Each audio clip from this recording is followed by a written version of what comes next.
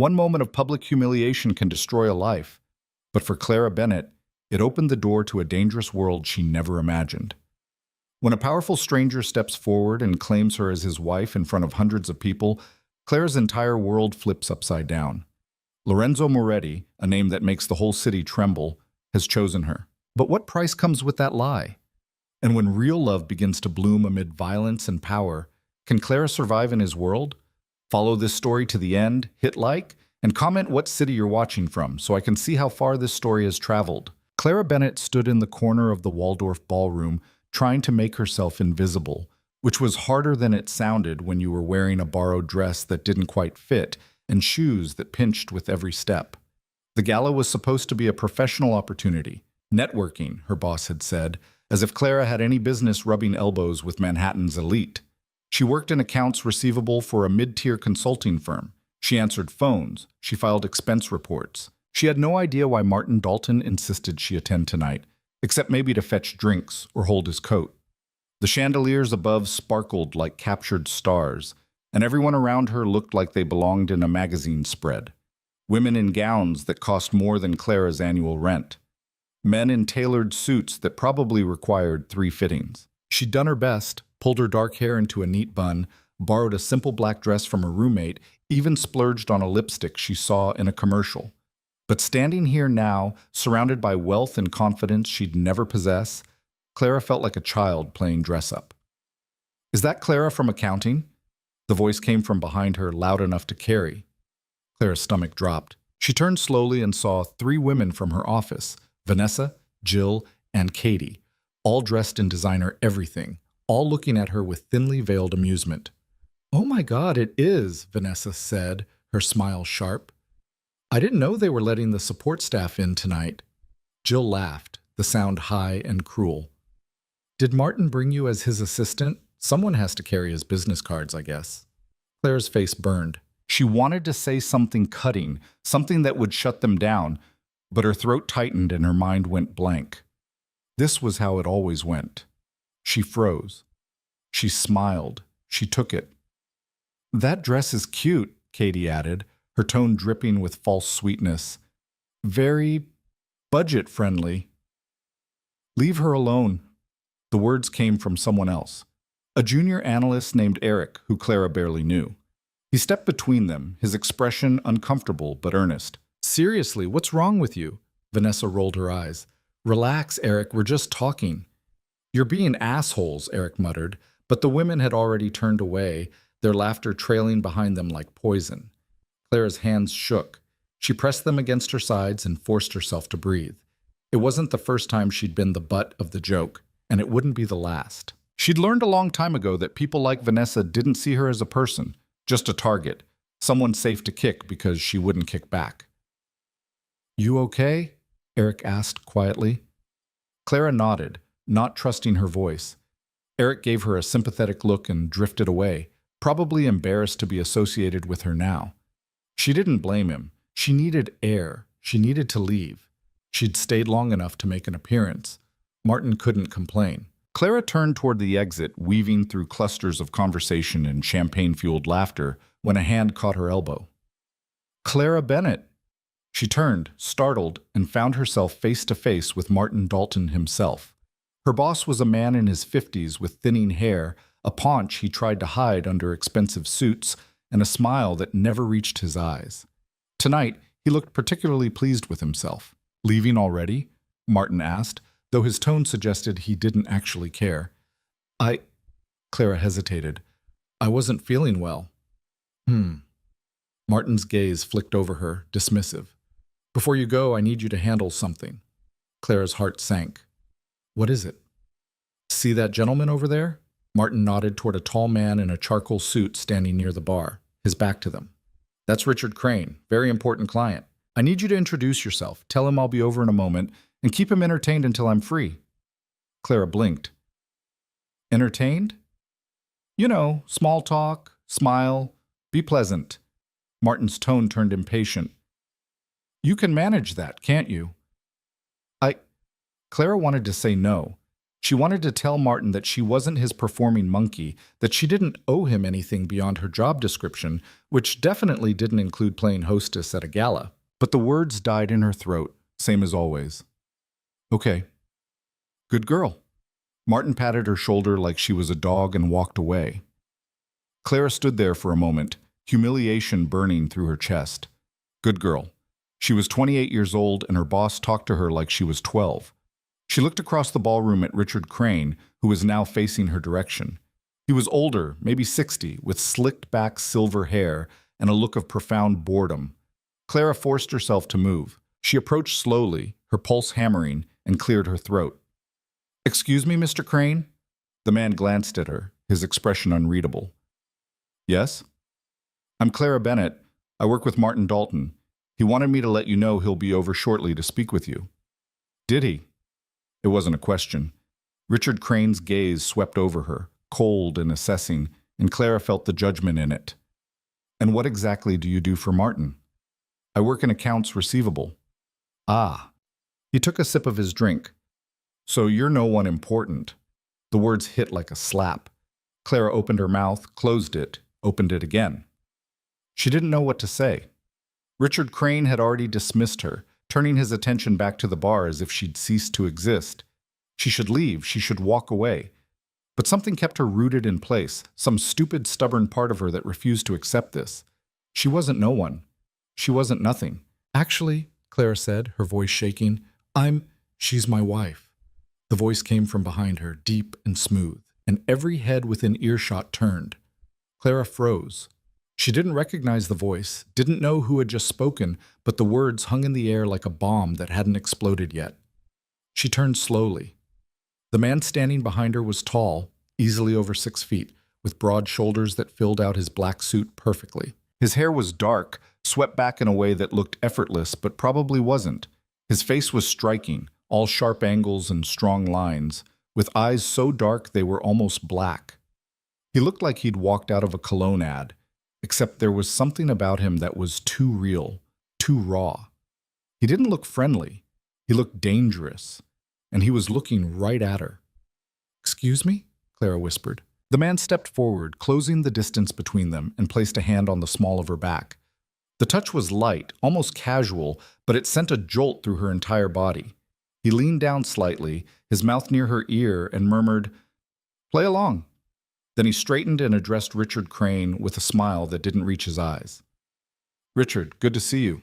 Richard Crane's expression had shifted from boredom to shock. "Lorenzo, I didn't realize you were—" He glanced at Clara, then back at the man. "Lorenzo, she's your wife?" "She is," Lorenzo said smoothly. He kept his hand on Clara's back, anchoring her in place even as her mind screamed at her to run. "We've kept it quiet. You know how the press can be." Clara's heart pounded so hard she thought it might break through her ribs. What the hell was happening? Who was this man, and why was he claiming she was his wife in front of a ballroom full of people? Richard Crane looked like he'd swallowed something sour. "I had no idea. Congratulations." "Thank you."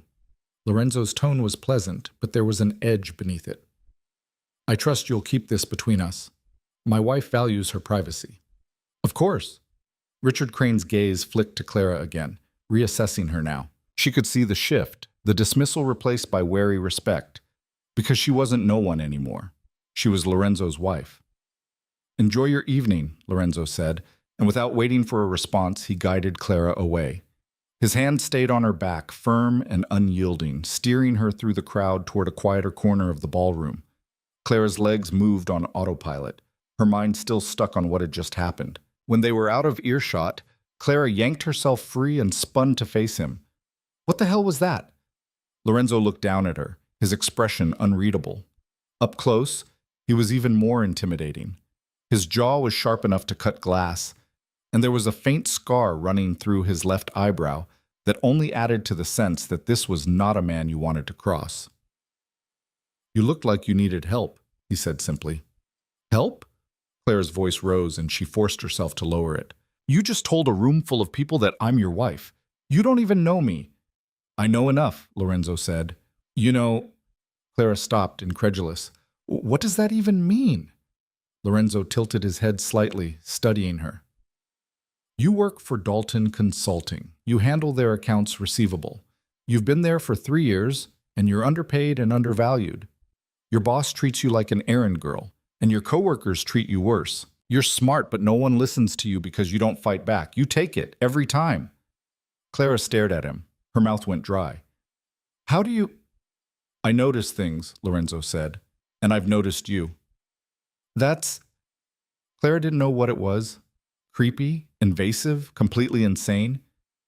You can't just go around claiming random women are your wife. You're not random, Lorenzo said, his voice quiet but firm. And I didn't do it on a whim. Then why? Clara demanded. Why me? Lorenzo was silent for a moment. Then he said, 3 weeks ago I saw you in a coffee shop near your office. You bought a coffee for the woman behind you in line because she was short on cash. Last week, you stayed late to help a coworker finish a report, even though he never thanked you. 2 days ago, you gave your lunch to a homeless man outside your building. You're kind, genuinely kind. That's rare. Clara's chest tightened. She didn't know whether to be flattered or terrified. So you've been stalking me. Observing, Lorenzo corrected. There's a difference. Not a big one, Clara shot back. A faint smile tugged at the corner of Lorenzo's mouth. Fair enough. Clara took a step back, trying to create some distance, some space to think. Look, I don't know who you are or what you want, but you can't just— Lorenzo Moretti. Clara blinked. What? My name. Lorenzo Moretti. He said it like it should mean something. It didn't. Clara shook her head. Am I supposed to know who that is? Lorenzo's smile widened, just slightly. Most people do. Well, I don't, Clara said. And I don't care. You need to go back out there and tell everyone you made a mistake. Tell them I'm not your wife. Tell them— No. Clara froze. No? No, Lorenzo repeated. I'm not taking it back. You have to. I don't have to do anything, Lorenzo said, his tone still calm but now laced with something harder. And neither do you. You can walk out of here right now and pretend this never happened. Or you can stay and let people think you're with me. Your choice. Clara stared at him. Her mind raced, trying to make sense of this, trying to find the logic in it. There wasn't any.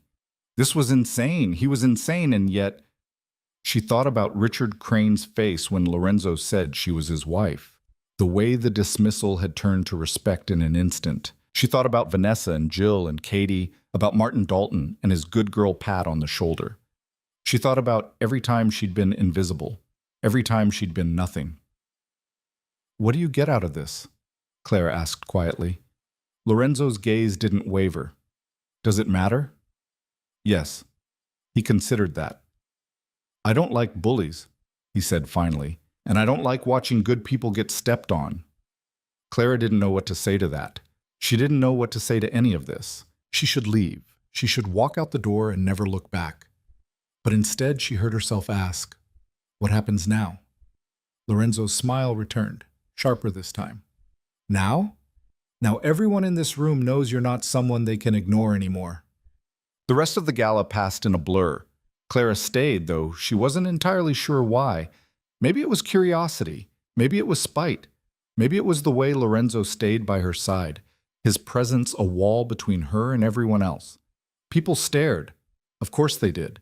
Whispers followed them everywhere, and Clara could feel the weight of 100 eyes on her back. But no one approached her the way Vanessa had. No one made snide comments or dismissive jokes.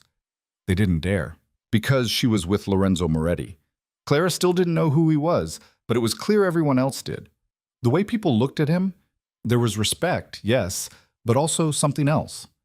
Fear, maybe, or wariness, like he was a tiger someone had let off its leash.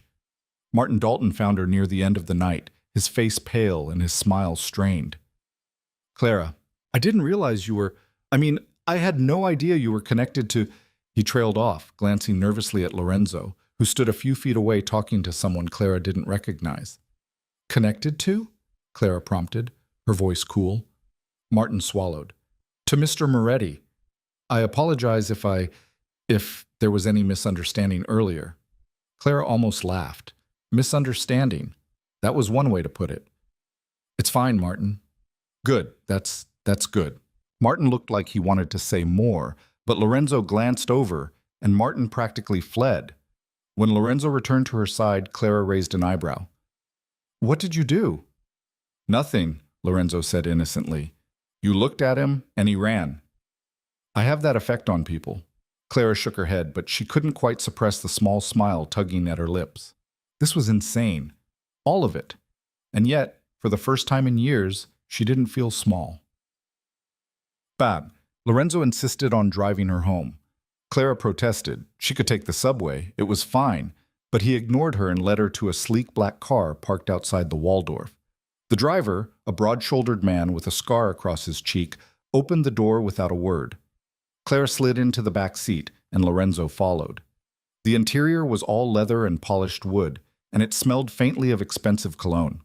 Clara felt out of place again, but this time it didn't sting as much. "Where do you live?" Lorenzo asked. Clara hesitated. Giving him her address felt like crossing a line she wasn't ready to cross. But he'd already crossed so many tonight that one more hardly seemed to matter. Astoria, Queens. Lorenzo relayed the address to the driver, and the car pulled smoothly into traffic.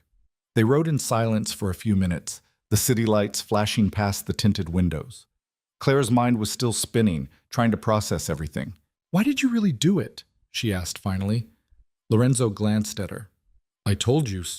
"No," Clara interrupted. "You told me you noticed me. You told me I'm kind, but that doesn't explain why you'd lie to an entire ballroom full of people. There has to be more to it." Lorenzo was quiet for a long moment. Then he said, "I'm not a good man, Clara." Clara frowned. "What does that mean?" "It means I do things most people wouldn't approve of. I make decisions that hurt people. I live in a world where kindness is weakness and trust gets you killed." He looked at her, his dark eyes unreadable. "And then I saw you. You, giving away your lunch to a stranger. You, staying late to help someone who won't even thank you. You standing in that ballroom tonight, taking insult after insult and still trying to be polite. He stopped, as if searching for the right words. "It reminded me that not everyone is rotten." Clara's chest tightened. She didn't know what to say to that. She didn't know if she believed him. But there was something in his voice, something raw and honest, that made her think maybe he was telling the truth. "What you did tonight," Clara said quietly, "it's going to have consequences. For both of us." "I know," Lorenzo said. "People are going to ask questions. They're going to dig into my life, and they're going to figure out I'm nobody." "You're not nobody," Lorenzo said sharply. "Don't say that." "I'm not your wife," Clara countered. "And when people find out the truth, they won't."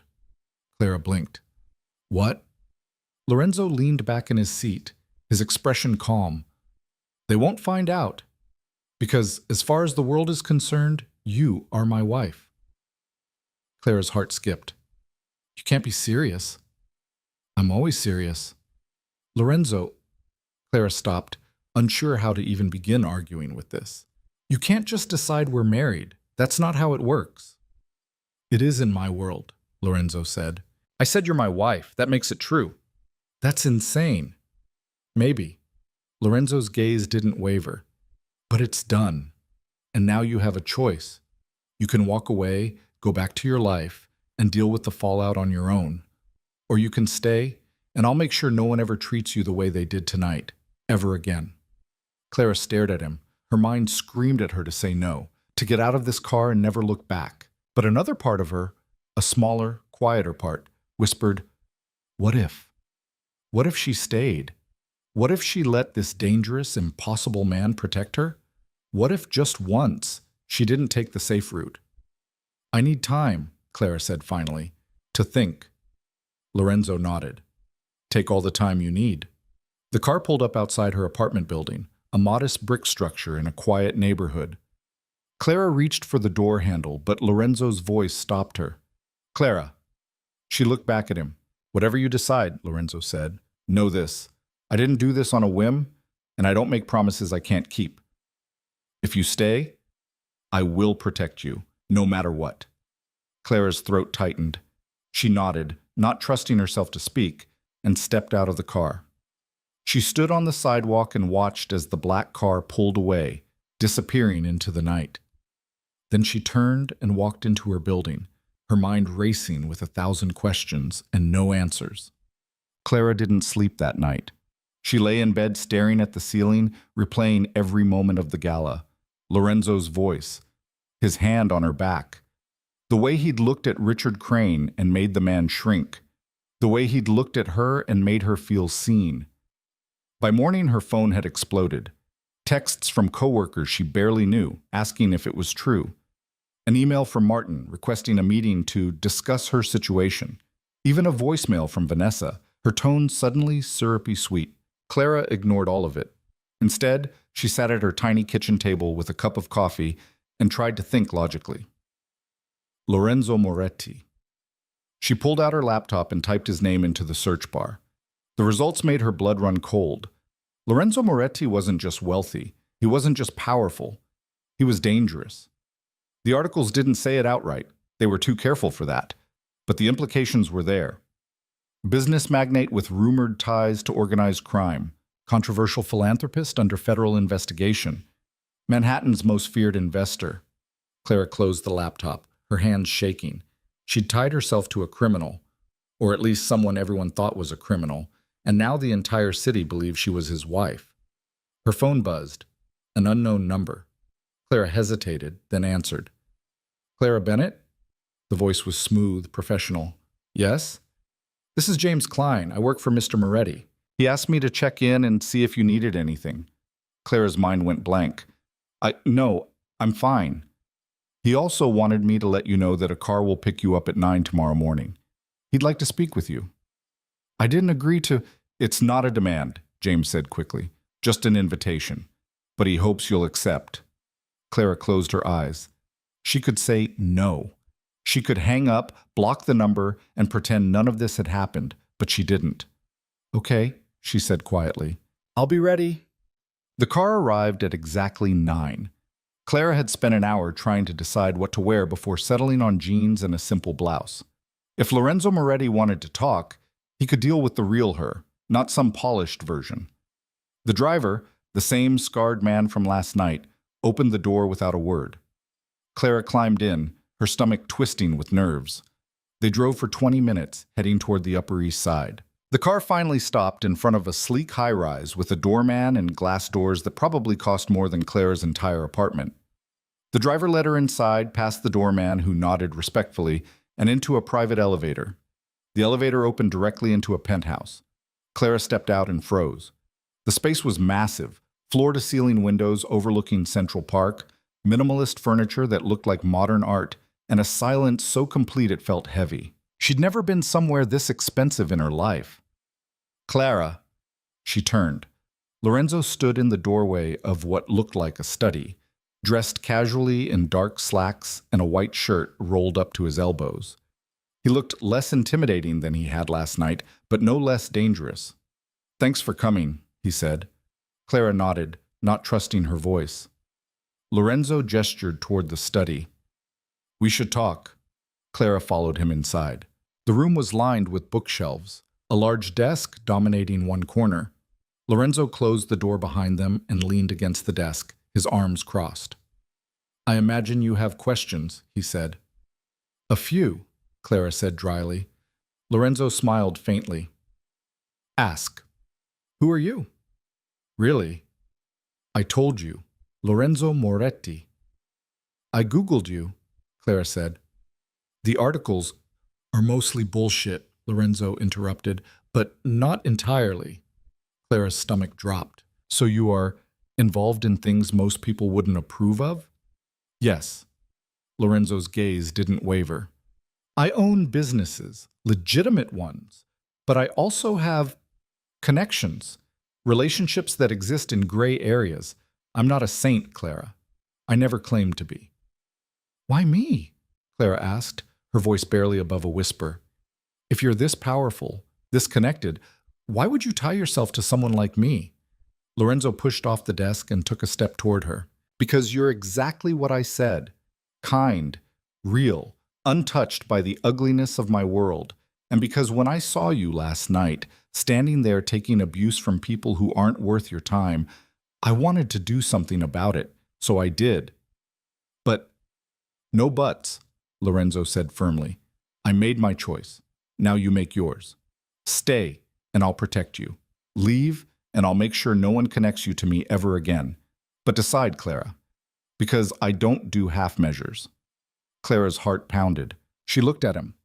This man who was a stranger and yet somehow wasn't. She thought about the gala, about the way he'd made her feel powerful. She thought about Vanessa's voice, dripping with contempt. She thought about Martin's good girl pat.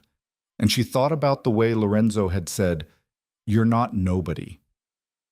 "If I stay," Clara said slowly, "what does that mean? What do you expect from me?" "Nothing you're not willing to give," Lorenzo said. "I'm not asking you to fall in love with me, Clara. I'm asking you to let me protect you, to let people think we're together so they'll leave you alone. Everything else? That's up to you." Clara took a shaky breath. This was insane. Completely, utterly insane. But maybe insane was exactly what she needed. "Okay," she said. Lorenzo's expression shifted. Surprise, maybe, or relief. "Okay? I'll stay," Clara said. "For now. But I have conditions." "Name them." "I want honesty. If I ask you something, you tell me the truth, no lies." "Done. And I want my own space. I'm not moving in here. Not yet." Lorenzo nodded. "Fair enough." "And," Clara hesitated, "I want to know what I'm getting into. All of it. No surprises." Lorenzo's jaw tightened, but he nodded. "I'll tell you what I can. Some things are better left unknown." "That's not good enough," Clara said. Lorenzo studied her for a long moment. Then he sighed. "You're right. Okay. I'll tell you everything, but not today. Today, we figure out how to make this believable. Tomorrow I'll answer every question you have. Deal?" Clara considered that. Then she nodded. "Deal." Lorenzo extended his hand. Clara looked at it, then took it. His grip was firm, warm, and it sent a jolt through her that she tried to ignore. "Welcome to my world, Clara Bennett," Lorenzo said. Clara wasn't sure if that was a promise or a threat. Maybe both. But she'd made her choice, and now she had to live with it. The first week was a disaster. Clara returned to work Monday morning expecting things to be different, but she wasn't prepared for how different. The second she stepped through the glass doors of Dalton Consulting, heads turned. Conversations stopped mid-sentence. People stared at her like she'd grown a second head. Vanessa intercepted her before she even reached her desk. "Clara, oh my God, we need to talk." Clara tried to sidestep her. "I have work to do." "Forget work." Vanessa grabbed her arm, her grip tight enough to hurt. "Is it true? Are you really married to Lorenzo Moretti?" "I don't think that's any of your business," Clara said, pulling free. "It's everyone's business," Vanessa shot back. "Do you have any idea who that man is? What he's connected to?" Clara's stomach twisted. "I know enough." "Do you?" Vanessa's eyes narrowed. "Because I did some digging, and the things I found—" "Clara, you need to be careful. This isn't some fairy tale. Lorenzo Moretti is dangerous." "Thanks for the concern," Clara said flatly. "But I'm fine." She walked past Vanessa and headed for her desk, but the whispers followed her. She could hear snippets. Married, Moretti. How did she? What does he see in her? And each one felt like a needle under her skin. By lunch, Martin had called her into his office. "Clara," he said, his smile too wide, too eager. "Sit, please." Clara sat, her hands folded in her lap. Martin leaned back in his chair, trying to look casual and failing. "I wanted to apologize," he said, "for the other night. I didn't realize you were, well, I didn't know about your connection to Mr. Moretti." "It's fine," Clara said. No, it's not fine." Martin waved his hand dismissively. "You're clearly an important asset to this company, and I should have recognized that sooner. In fact, I'd like to discuss a promotion." Clara blinked. "A promotion?" "Assistant account manager," Martin said. "More responsibility, better pay. You've earned it." Clara stared at him. She'd worked at Dalton Consulting for 3 years. She'd asked for a raise twice and been turned down both times. She'd watched less qualified people get promoted while she stayed stuck in the same position. And now, because Martin thought she was connected to Lorenzo Moretti, Suddenly she'd earned it? I'll think about it, Clara said. Martin's smile faltered. Think about it? Yes? Clara stood. Is there anything else? Martin looked like he wanted to argue, but he just shook his head. No. That's all. Clara walked out, her hands shaking. She should be happy. She should take the promotion and run. But all she felt was anger. Anger at Martin, at herself, at the whole broken system that only valued her because of who she was supposedly married to. Her phone buzzed. A text from an unknown number. How's your day going? Clara frowned. She typed back, Who is this? The response came immediately. Lorenzo. James gave me your number. Hope that's okay. Clara's chest tightened. She glanced around the office, suddenly paranoid that someone was watching, then typed, It's fine. Day's been weird. Weird how? Clara hesitated.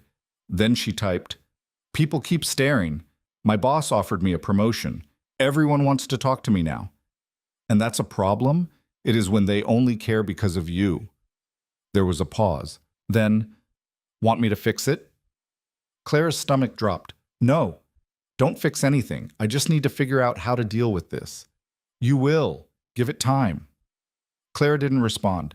She shoved her phone in her pocket and tried to focus on work, but the rest of the day dragged. By the time 5 o'clock rolled around, she was exhausted.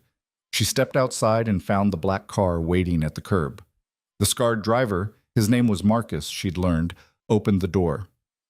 Mister, Moretti asked me to pick you up, Marcus said.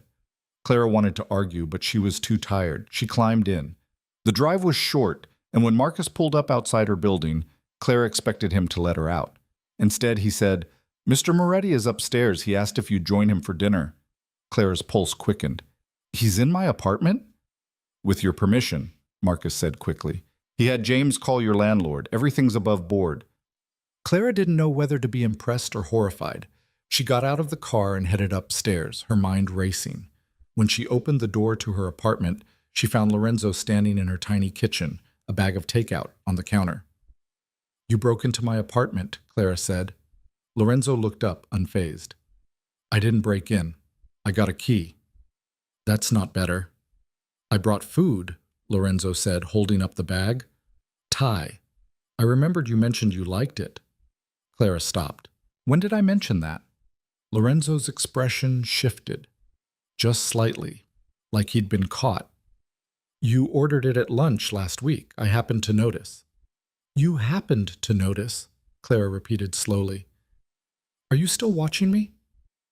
I'm making sure you're safe, Lorenzo said. There's a difference. No, there isn't. Clara crossed her arms. You can't just show up here, Lorenzo. You can't just... I'm sorry. The words were quiet, but they stopped Clara mid-sentence. Lorenzo set the bag down and looked at her, his expression serious. You're right. I should have asked. I'm used to doing things my way, and I didn't think. I'm sorry. Clara didn't know what to say. She'd expected him to argue, to justify it, but he'd just apologized, and he looked like he meant it. Okay, she said finally. Okay? You can stay, for dinner. But next time, you ask first. Lorenzo nodded. Deal. They ate sitting on Clara's worn couch, the containers spread out on the coffee table. It was surreal. Lorenzo Moretti, one of the most powerful men in New York, eating pad thai in her cramped apartment like it was the most normal thing in the world. How was work? Lorenzo asked. You mean aside from everyone treating me like a zoo animal? Clara said dryly. Lorenzo's jaw tightened. That bad? My boss offered me a promotion, Clara said. Not because I'm good at my job, because he thinks I'm connected to you. You are connected to me. You know what I mean?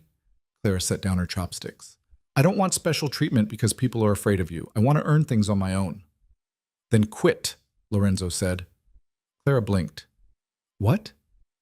Quit your job. You hate it. Your boss is an asshole. Your coworkers are worse, and you're wasting your talent filing expense reports. Lorenzo leaned back, his gaze steady. You want to earn things on your own? Start fresh somewhere else. I'll help you find something better. I don't need your help, Clara said automatically. I know you don't, Lorenzo said, but I'm offering anyway. Clara looked at him, searching his face for some sign that this was manipulation, some ulterior motive. But all she saw was honesty. He meant it. He actually meant it. "I'll think about it," Clara said finally. "That's all I'm asking." They finished eating in silence, and when Lorenzo stood to leave, Clara walked him to the door. He paused in the doorway, his hand on the frame. "Clara," he said, "I know this isn't easy, and I know I'm asking a lot, but I meant what I said. I'm going to protect you, whatever it takes." Clara's throat tightened. "Why do you care so much?"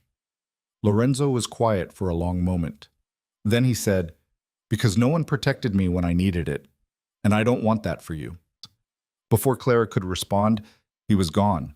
She stood in the doorway, staring at the empty hallway, her chest aching with something she couldn't name.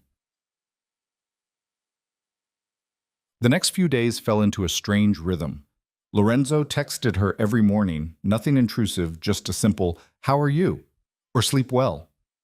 Clara found herself looking forward to the messages, even though she told herself she shouldn't.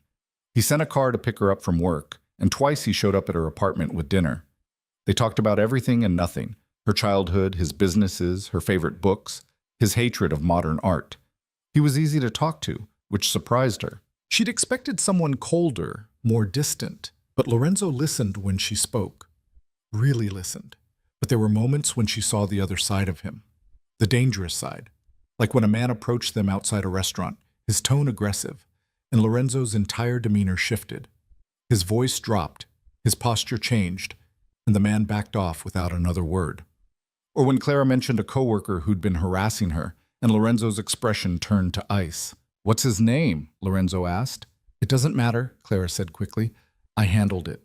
"Clara, I said I handled it." Lorenzo didn't push, but Clara saw the way his jaw tightened, the way his hands flexed. She made a mental note to never tell him if someone actually hurt her. She wasn't sure what he'd do, and she didn't want to find out. On Friday, Lorenzo invited her to dinner at his penthouse. Clara almost said no. Her apartment was one thing, but his space felt too intimate, too real. But she agreed because some part of her wanted to see him again. When she arrived, Lorenzo was in the kitchen, actually cooking. Clara stopped in the doorway, staring. "You cook?" she asked. Lorenzo glanced up, a faint smile tugging at his lips. "Why is that surprising?" "Because you're, Clara gestured vaguely. "You. I assumed you had a chef." "I do," Lorenzo said. "But I like cooking.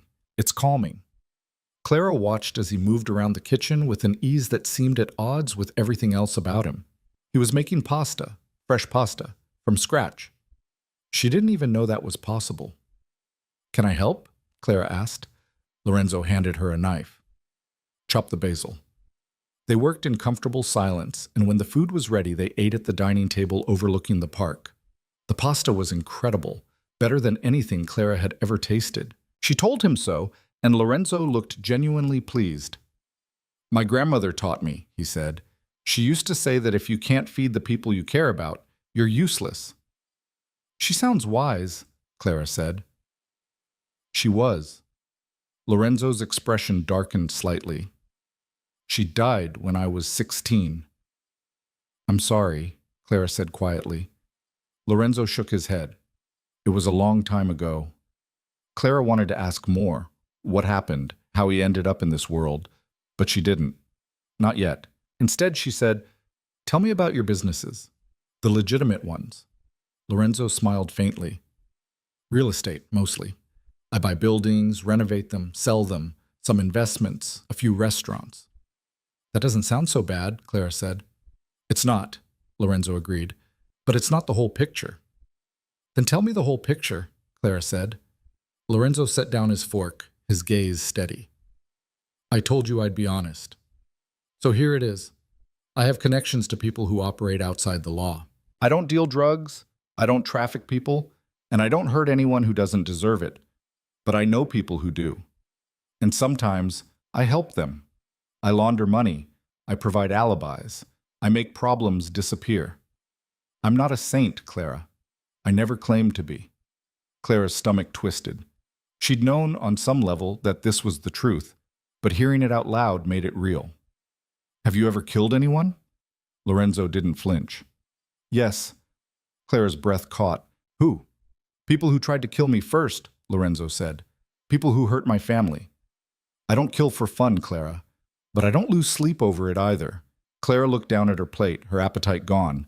She didn't know what to say. She should be horrified. She should leave. But instead, she just felt tired. Tired of pretending she didn't know what she was getting into. Tired of lying to herself. Why are you telling me this? Clara asked. Because you asked, Lorenzo said simply. And because I don't want you to find out from someone else. I don't want you to think I lied to you. Clara looked up at him. Do you regret it? Any of it? Lorenzo considered that. Some of it. Not all. That's honest, at least, Clara said. That's all I can give you, Lorenzo said. They finished dinner in silence, and when Clara stood to leave, Lorenzo walked her to the elevator. He didn't try to stop her, didn't ask her to stay. He just said, think about what I told you. If you want out, I'll understand. Clara nodded. She stepped into the elevator, and as the doors closed, she saw Lorenzo standing there, his hands in his pockets, his expression unreadable. She rode down in silence, her mind spinning. She should want out. She should run as far and as fast as she could. But when she got home and climbed into bed, all she could think about was the way Lorenzo had looked at her, like she was the only thing in the world that mattered. And that terrified her more than anything else. Saturday morning, Clara woke to a knock on her door. She opened it to find Marcus holding a garment bag. Mr. Moretti asked me to deliver this, Marcus said. Clara took the bag, confused. What is it? He said you'd need it for tonight. Tonight? Marcus handed her an envelope. He'll pick you up at 7. Before Clara could ask what the hell he was talking about, Marcus was gone. She opened the envelope and found a handwritten note. There's an event tonight. I need you there. Please. Clara stared at the note, then unzipped the garment bag. Inside was a dress, deep emerald green, floor length, with a neckline that was elegant without being too revealing. It was stunning, and it probably cost more than her rent. Clara's phone buzzed. A text from Lorenzo. Before you say no, hear me out. This event is important. People need to see us together. Just a few hours. Then I'll leave you alone for the rest of the weekend. Clara typed back. You can't just send me a dress and expect me to show up. Can't I? Clara scowled at her phone. Then she typed, what kind of event? Charity gala. Very boring. You'll hate it. Then why do I have to go? Because I'll hate it less if you're there. Clara's chest tightened. She should say no. She should put the dress back in the bag and send it back with Marcus. But instead, she found herself typing, fine, but you owe me. Name your price. I'll think of something. Clara set the phone down and looked at the dress again. She was insane. Completely, utterly insane. But she was also, for the first time in years, not bored. Lorenzo arrived at exactly 7, dressed in a black tuxedo that fit him like a glove. Clara opened the door, and his expression shifted, just slightly, but enough that she noticed. You look beautiful, he said. Clara's face heated. Thanks. You clean up okay, too. Lorenzo smiled, and for a moment he looked younger, less dangerous. Ready? As I'll ever be. The gala was at the Metropolitan Museum, and Clara felt her anxiety spike as they pulled up to the red carpet. Cameras flashed, reporters shouted questions, and Clara's stomach twisted into knots. I can't do this, she said. Yes, you can, Lorenzo said. He took her hand, his grip firm. Just stay with me. I'll handle the rest. Clara nodded, and they stepped out of the car. The cameras went wild. Clara heard someone shout, Mr. Moretti, who's your date? And Lorenzo responded smoothly, my wife. The word sent a jolt through her. Wife. He said it so easily, like it was the most natural thing in the world. They made their way inside, and the gala was everything Clara expected. Opulent, overwhelming, and full of people who looked at her like she was an alien. But Lorenzo stayed by her side, his hand resting lightly on her back, and every time someone approached, he introduced her with the same calm confidence. This is my wife, Clara. Not Clara Bennett, not my assistant, or my date, just Clara. And every time he said it, something inside her shifted. They were halfway through the night when a man approached them, tall, silver-haired, with a smile that didn't reach his eyes. Lorenzo, the man said, I didn't expect to see you here. Victor, Lorenzo's tone was cool. Likewise. Victor's gaze slid to Clara, assessing. And who is this lovely creature? My wife, Lorenzo said, his voice flat. Victor's smile widened. Wife? How surprising. I didn't know you were the marrying type. There's a lot you don't know about me, Lorenzo said. The tension between them was thick enough to cut. Clara felt Lorenzo's hand tighten on her back, a silent warning. Well, Victor said, still smiling, congratulations. I hope she knows what she's gotten herself into. She does, Clara said, surprising herself. And I can speak for myself. Victor's smile faltered. He looked at Clara like he was seeing her for the first time. Feisty. I like that. I don't care what you like, Clara said. Lorenzo's grip on her back relaxed, and she could have sworn she saw the corner of his mouth twitch. Victor's expression darkened. Careful, Lorenzo. You know how fragile pretty things can be. Is that a threat?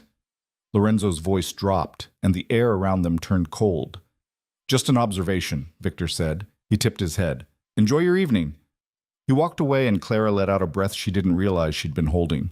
Lorenzo guided her toward a quieter corner of the room, his jaw tight. Who was that? Clara asked. Victor Castellano, Lorenzo said.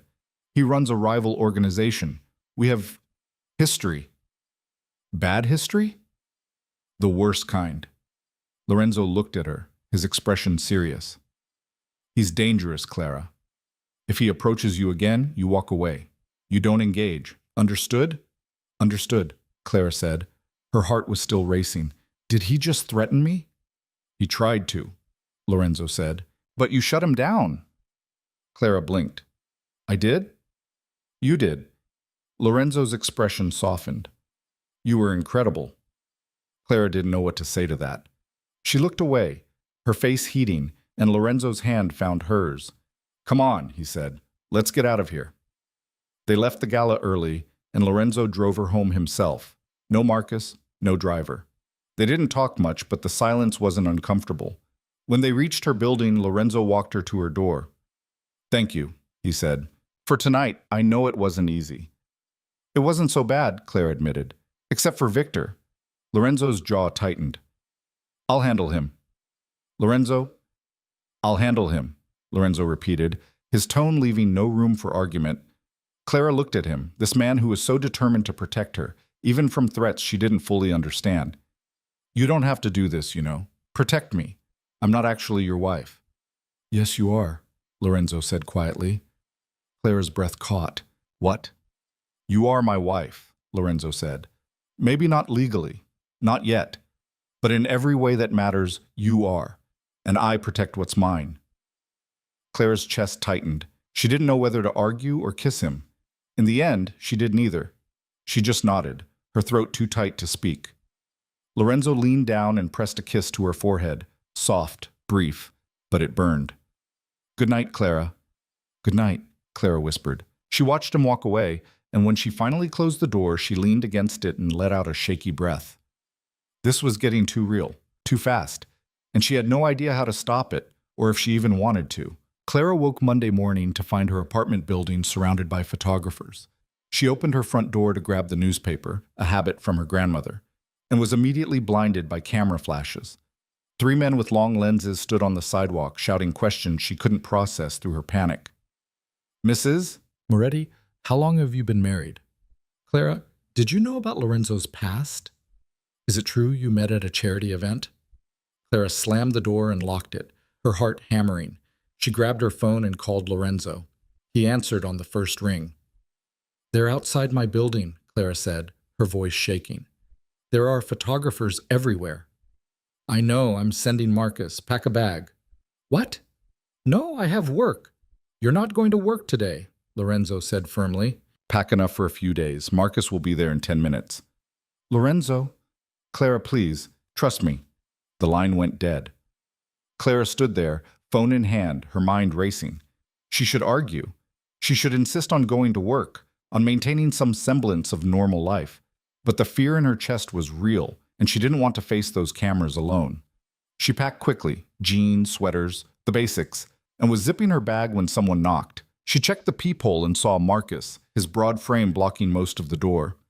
"Ready?" he asked when she opened it. Clara nodded. Marcus took her bag and led her down the back stairs, avoiding the front entrance entirely. A black SUV waited in the alley, engine running.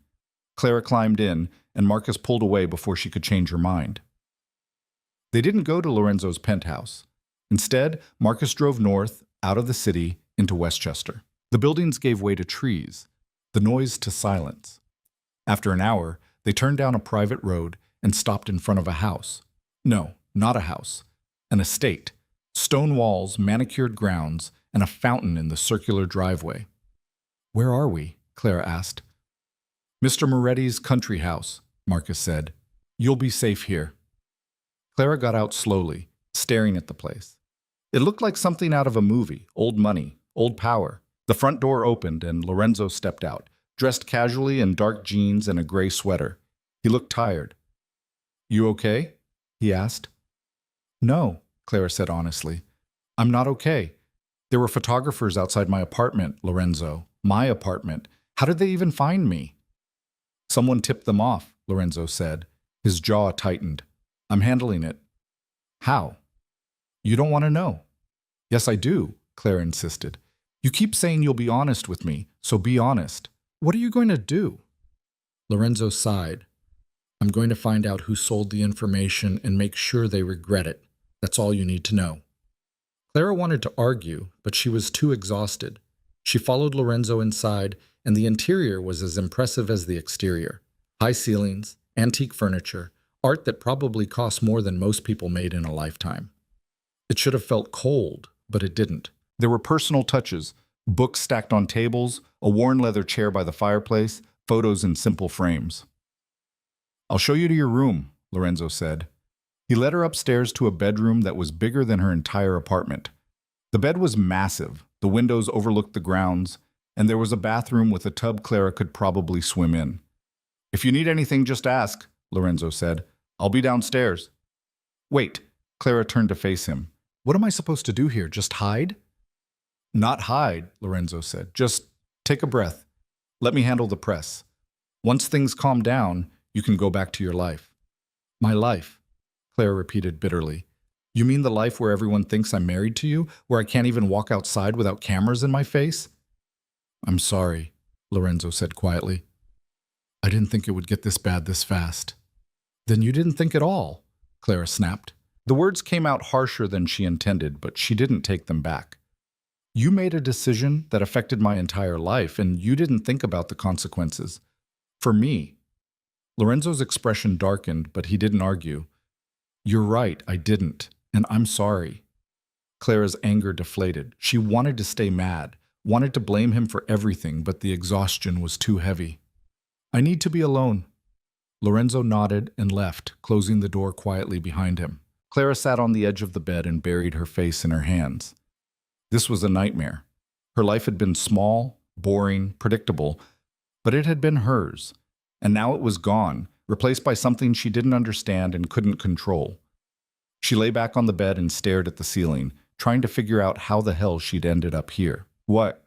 Clara spent the rest of the day avoiding Lorenzo. She explored the house, which took longer than she expected.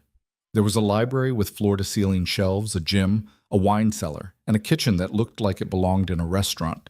She made herself tea and sat in the library, curled up in a chair with a book she didn't read. Around 6, Lorenzo knocked on the doorframe. "Hungry?" Clara looked up. "Not really." "You should eat," Lorenzo said. "I made dinner." "You made dinner?" "Don't sound so surprised." Lorenzo's mouth quirked. "I told you I like cooking." Clara followed him to the kitchen, where the table was set for 2.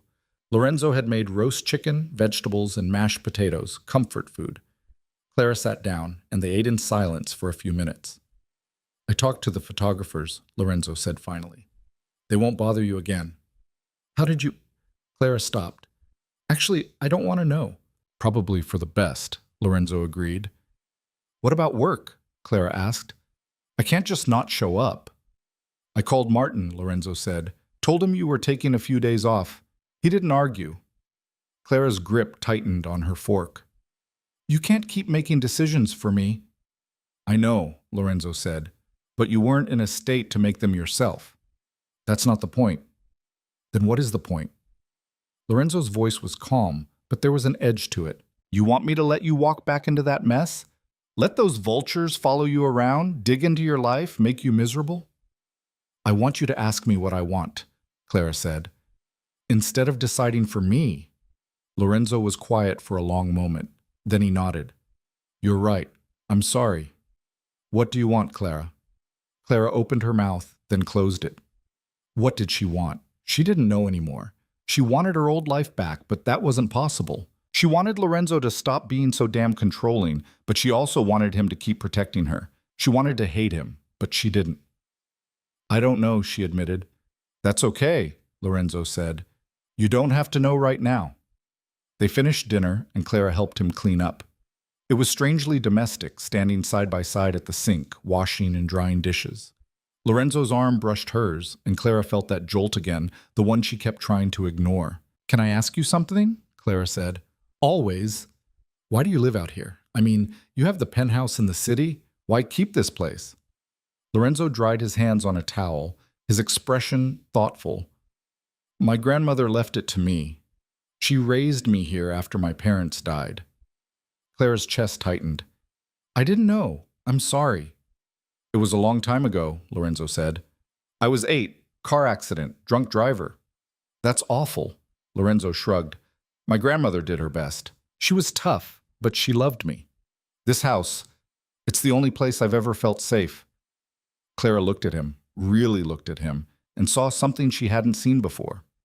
Vulnerability, pain. He wasn't just the dangerous, powerful man everyone feared. He was someone who'd lost everything and built himself back up from nothing. Thank you for telling me, Clara said quietly. Lorenzo nodded. Come on, I'll show you the grounds. They walked outside and the sun was setting, painting the sky in shades of orange and pink. The property was massive. Gardens, a pond, woods that stretched as far as Clara could see. They walked in comfortable silence, and for the first time since the gala, Clara felt like she could breathe. It's beautiful here, she said. It is, Lorenzo agreed. I don't come out as often as I should. Too much work in the city. Maybe you should make time, Clara said. Lorenzo glanced at her. Maybe.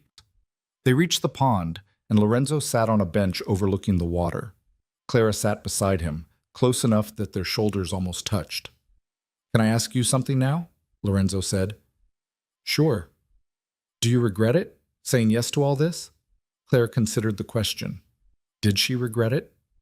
Her life was upside down, her privacy was gone, and she was tied to a man who terrified and fascinated her in equal measure. But she also wasn't invisible anymore. She wasn't the woman who took insults and smiled. She was someone people noticed, someone people respected, even if it was only because of Lorenzo. I don't know yet, Clara said. Ask me again in a month. Lorenzo smiled faintly. Fair enough. They sat there as the sun disappeared and the stars came out, and Clara realized she didn't want to leave. Not yet. Maybe not ever. And that scared her more than anything else. Well, the next morning, Clara woke to sunlight streaming through the windows and the smell of coffee. She got dressed and went downstairs where Lorenzo was in the kitchen reading the newspaper. Morning, he said without looking up. Morning. Clara poured herself a cup of coffee and sat across from him. What's the plan today? No plan, Lorenzo said. You're free to do whatever you want. Read, explore, relax. Marcus can drive you back to the city if you want to leave. You're not going to keep me prisoner here? Lorenzo looked up, his expression serious. You're not a prisoner, Clara. You never were. If you want to leave, you can leave. But I'd feel better if you stayed a few more days, just until things settle. Clara nodded. She didn't want to admit it, but she felt safer here. The world outside felt hostile now, full of cameras and questions, and people who wanted to dissect her life. Here, it was quiet, peaceful. I'll stay, she said, for a few days. Good, Lorenzo said. He folded the newspaper and stood. I have some work to do, but I'll be around if you need me. Clara spent the morning in the library, actually reading this time.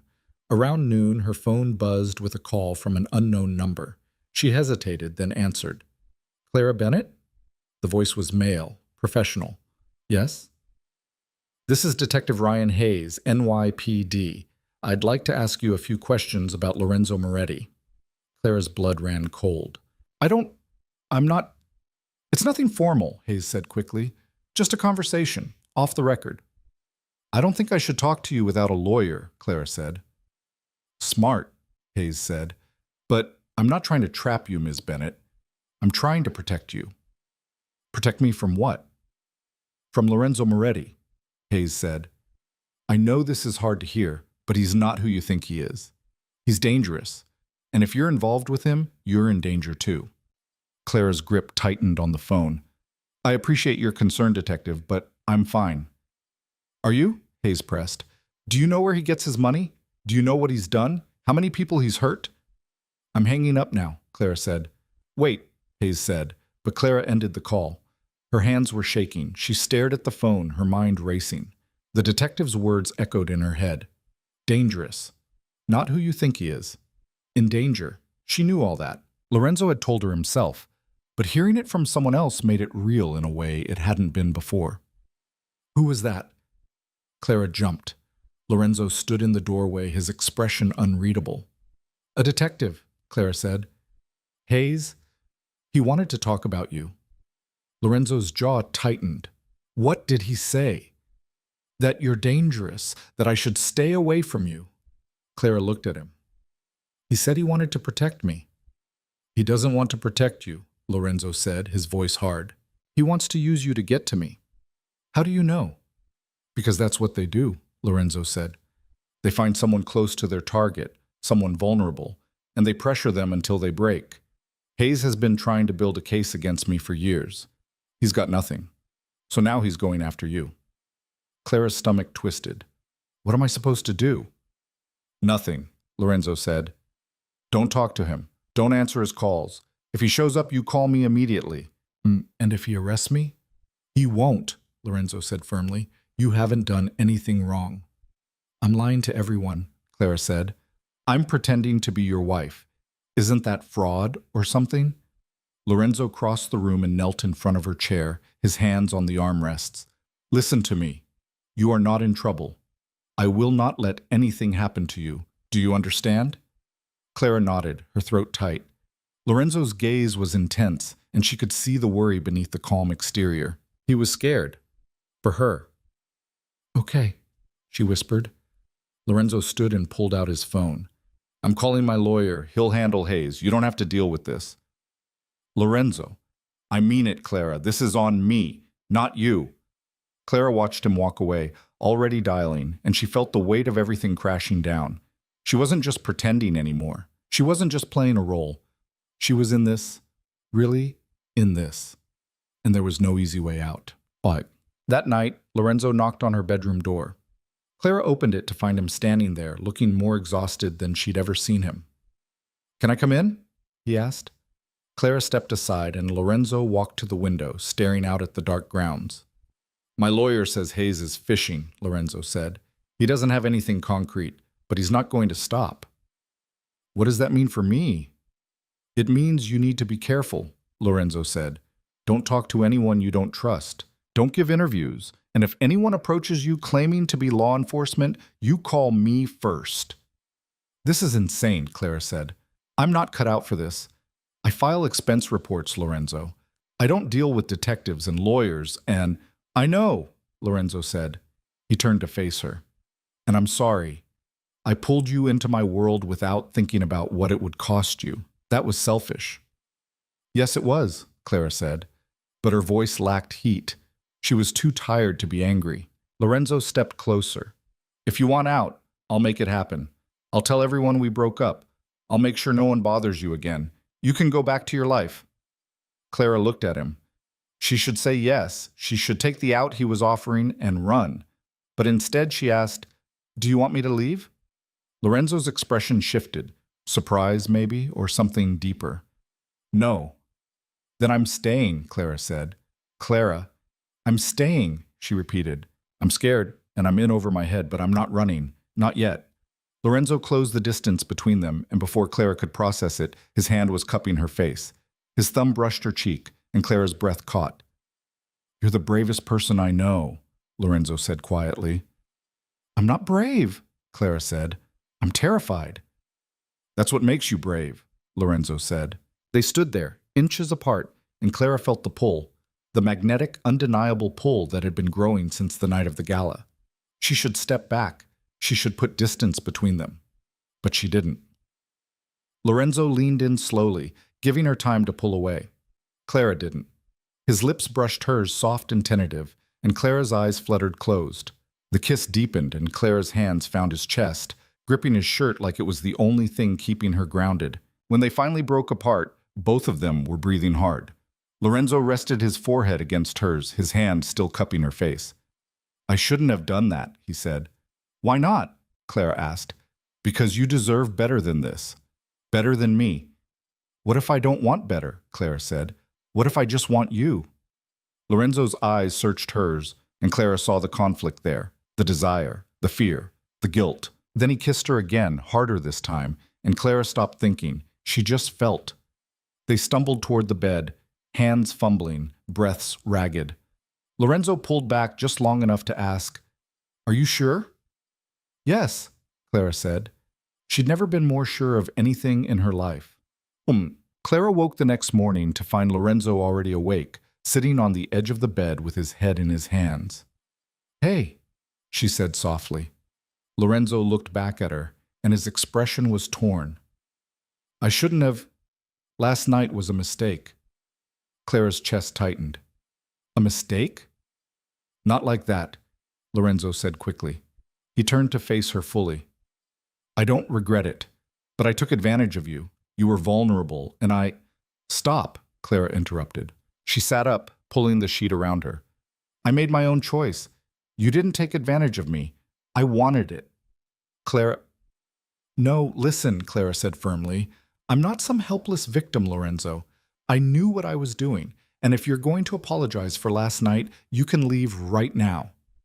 Lorenzo stared at her, and then slowly, he smiled. You're something else, you know that? So I've been told, Clara said. Lorenzo reached out and tucked a strand of hair behind her ear. I don't know how to do this. Relationships, feelings, it's not my world. It's not mine either, Clara admitted. But maybe we can figure it out together. Lorenzo's smile widened. Maybe. They spent the rest of the morning in bed, talking and laughing and learning each other. Clara told him about her childhood, her parents who died when she was young, her grandmother who raised her, the quiet life she'd always thought she wanted. Lorenzo told her about his grandmother, about the empire he'd built, about the enemies he'd made along the way. Do you ever wish it was different? Clara asked. That you could just be normal? Every day, Lorenzo admitted. But normal isn't an option for me. Not anymore. Why not? Because I've done too much, hurt too many people. There's no walking away from that. Clara reached for his hand. You're not a monster, Lorenzo. You've made mistakes, but that doesn't mean you can't change. I don't know if I can, Lorenzo said. Then let me help you, Clara said. Lorenzo looked at her, his dark eyes full of something she couldn't name. Then he leaned in and kissed her, slow and deep, and Clara felt something shift. This wasn't just physical anymore. This was real, and that terrified her more than anything else ever had. They stayed at the estate for 3 more days, and Clara felt herself falling deeper with every passing hour. Lorenzo was different here, softer, more open. He cooked for her, walked with her through the grounds, held her at night like she was something precious.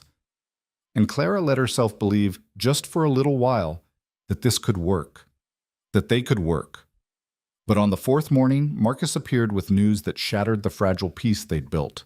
There's been an incident, Marcus said, his expression grim. In the city, Victor Castellano's people hit one of your warehouses. 2 men are dead. Lorenzo's entire demeanor shifted. The softness vanished, replaced by something cold and hard. When? Last night, Marcus said. They want a meeting, tomorrow, neutral ground. Lorenzo's jaw tightened. Tell them I'll be there. Marcus nodded and left. Clara stood frozen, her stomach in knots. What does this mean? She asked. It means Victor's making a move, Lorenzo said. His voice was flat, emotionless. He's testing me, seeing how far he can push. And what are you going to do? I'm going to push back, Lorenzo said. He looked at her and his expression softened just slightly. I need to go back to the city. You should stay here. No, Clara said immediately. Clara. I said no, Clara repeated. If you're going, I'm going. We're in this together, remember? Lorenzo looked like he wanted to argue, but he didn't. He just nodded. Okay, but you stay close to me. And if things go bad, you do exactly what I say. Understood? Understood, Clara said. They left for the city that afternoon, and Clara felt the peace of the estate slip away with every mile. By the time they reached Manhattan, the weight of Lorenzo's world had settled back on her shoulders, heavy, oppressive, and impossible to ignore. And she knew deep down that things were about to get much, much worse. The penthouse felt different when they returned. Colder. The city lights that had once seemed beautiful now looked harsh, unforgiving. Clara stood by the window while Lorenzo made phone calls in his study, his voice low and tense. She could hear fragments, names she didn't recognize, locations, threats barely concealed beneath polite language. When he finally emerged, his face was drawn, older somehow. The meeting's set for tomorrow night, Lorenzo said. Warehouse in Red Hook. Neutral territory. What happens at the meeting? Clara asked. We negotiate. Or we don't. Lorenzo poured himself a drink, something amber and expensive. Victor wants to expand into my territory. I'm not going to let that happen. And if he doesn't back down? Lorenzo downed the drink in one swallow. Then people die. Clara's stomach twisted. She'd known, intellectually, that Lorenzo's world was violent. But hearing him say it so matter-of-factly made it real in a way it hadn't been before. Can't you just, walk away? Let him have whatever he wants? It doesn't work like that, Lorenzo said. If I show weakness, every rival I have will come for me. I'll lose everything. And everyone connected to me becomes a target. Including me, Clara said quietly. Lorenzo's jaw tightened. Including you. Clara crossed the room and took his hands. They were cold despite the warmth of the apartment. Then we deal with it, together. You shouldn't be involved in this, Lorenzo said. I should send you back to the estate, somewhere safe. I'm not leaving, Clara said firmly. You don't get to protect me by pushing me away. That's not how this works. Lorenzo pulled her close, his arms wrapping around her like he was trying to shield her from the world. I'm terrified of losing you, he said into her hair. I've lost everyone I've ever cared about. I can't. You're not going to lose me, Clara interrupted. She pulled back to look at him. I'm right here, and I'm not going anywhere. Lorenzo kissed her, and it tasted like desperation, like he was trying to memorize her in case this was the last time. Clara kissed him back just as fiercely, trying to tell him without words that she wasn't going to disappear, that she was stronger than he thought. When they broke apart, Lorenzo rested his forehead against hers. I love you, he said. The words came out rough, unpracticed, like he wasn't sure how to say them. Clara's breath caught. What? I love you, Lorenzo repeated. I know it's too soon. I know I have no right to feel this way, but I do. Clara's eyes burned. She should be scared. She should run. But instead she heard herself say, I love you too. Lorenzo's expression cracked, just for a moment, and Clara saw the vulnerability beneath. Then he was kissing her again, and they stumbled toward the bedroom, both of them needing the connection, the reminder that they were alive and together, and maybe, just maybe, they could survive this. The next morning, Clara woke to find Lorenzo already gone. A note on the pillow said he had things to handle before the meeting. Clara tried not to think about what things meant. She showered and dressed, then wandered the penthouse feeling useless and anxious. Around noon, her phone rang. An unknown number again. Clara hesitated, then answered. Ms. Bennett? It was Detective Hayes. I need to see you, today. I told you I'm not talking to you, Clara said. 2 men are dead, Hayes said bluntly, murdered in one of Lorenzo Moretti's warehouses. And I have reason to believe he's planning retaliation. If you know anything, I don't, Clara lied. Then meet me anyway, Hayes pressed. Just for coffee, 15 minutes. You're not in trouble, Ms. Bennett, but you will be if you continue protecting him. Clara's hand tightened on the phone. Where? Hayes gave her the address of a diner in Hell's Kitchen. Clara hung up and immediately called Lorenzo. It went to voicemail. She tried Marcus. Same thing. She stood there, phone in hand, trying to decide what to do. She should wait for Lorenzo. She should tell him about Hayes and let him handle it. But something in the detective's voice had gotten to her. 2 men are dead. She thought about Lorenzo's cold expression when Marcus delivered the news. I'm going to push back. What did that mean? How many more people were going to die? Clara grabbed her coat and left. The diner was exactly what she expected. Vinyl booths, fluorescent lights, and coffee that probably tasted like burnt rubber. Hayes sat in a corner booth, and he stood when Clara approached. He was younger than she'd imagined, maybe 40, with tired eyes and a rumpled suit. Miss Bennett, thank you for coming. He gestured to the seat across from him. Coffee? No, Clara said. She sat but kept her coat on. You said 15 minutes. Clock's ticking. Hayes smiled faintly. Fair enough. He pulled out a folder and slid it across the table. Do you know what this is? Clara opened it. Photos, crime scenes, bodies. Her stomach lurched, and she closed it quickly. What the hell? That's Lorenzo Moretti's handiwork, Hayes said. Or his associates. Same thing, really. The man in the first photo testified against one of Lorenzo's partners, shot in his own home. The woman in the second, journalist investigating money laundering, car accident that wasn't an accident. The third, stop, Clara said. Her hands were shaking. Why are you showing me this? Because you need to understand who you're protecting, Hayes said. Lorenzo Moretti isn't some misunderstood businessman. He's a criminal, a killer, and the longer you stay with him, the more danger you're in. I know what he is, Clara said quietly. Hayes leaned forward. Do you? Because from where I'm sitting, you look like someone who's in way over her head. You're a good person, Miss Bennett. I can tell.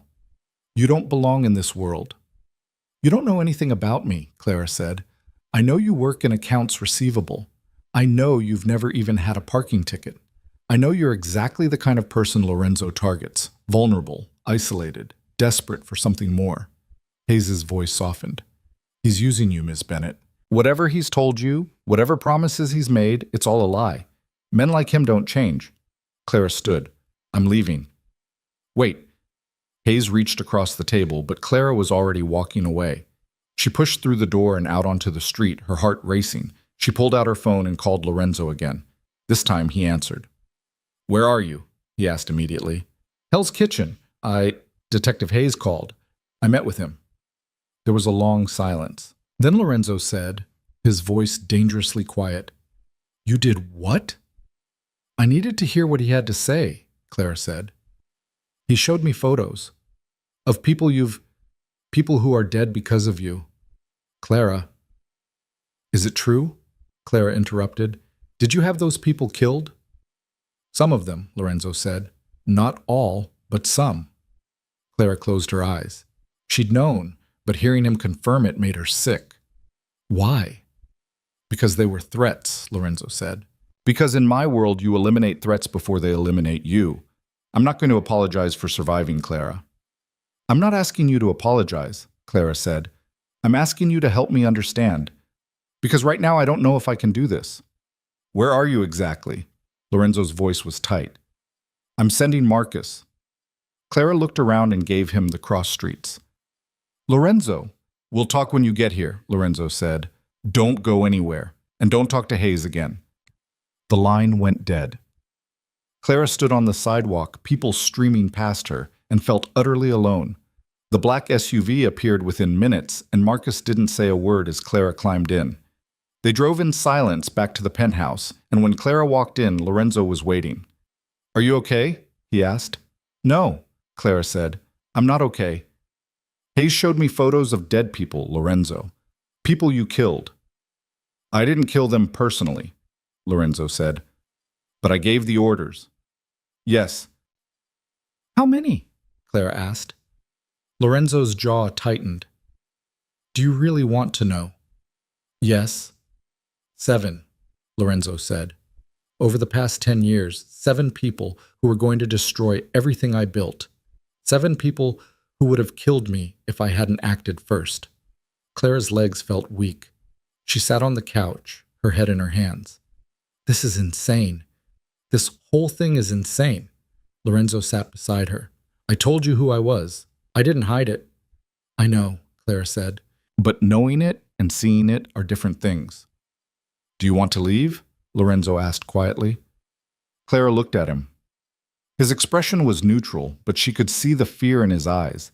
He was waiting for her to say yes, to walk away like everyone else had. And part of her wanted to. Part of her wanted to run as far and as fast as she could. But another part, a larger part, couldn't imagine leaving him. Despite everything, despite the violence and the danger and the lies, she loved him. And she couldn't just turn that off. I don't know what I want, Clara admitted. I'm scared, Lorenzo. I'm terrified. But I can't walk away. Not yet. Lorenzo pulled her close and Clara let herself lean into him. I'm sorry, he said, for all of it. I wish I could be different. I wish I could give you a normal life. I don't want normal anymore, Clara said. I just want you to be honest with me, always, even when it's hard. I will, Lorenzo promised. I swear. They sat there for a long time, holding each other, and Clara tried not to think about the meeting tonight, tried not to think about what might happen, but the fear sat heavy in her chest, refusing to be ignored. Lorenzo left at 8. He tried to make Clara stay at the penthouse, but she refused. They compromised. She would ride with Marcus to the warehouse, but stay in the car. If anything went wrong, Marcus would get her out. The drive to Red Hook felt endless. Clara sat in the back seat, watching the city blur past, her stomach in knots. Marcus pulled up to an old industrial building, rusted and abandoned looking. Other cars were already there, expensive ones, black and sleek, with men in suits standing guard. Stay here, Marcus said. Lock the doors. Don't get out for anyone except me or Mr. Moretti. Clara nodded.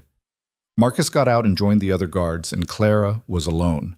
She watched as Lorenzo emerged from another car, flanked by 2 men she didn't recognize. He looked calm, controlled, every inch the dangerous man everyone feared. He disappeared inside the warehouse, and Clara's heart hammered against her ribs.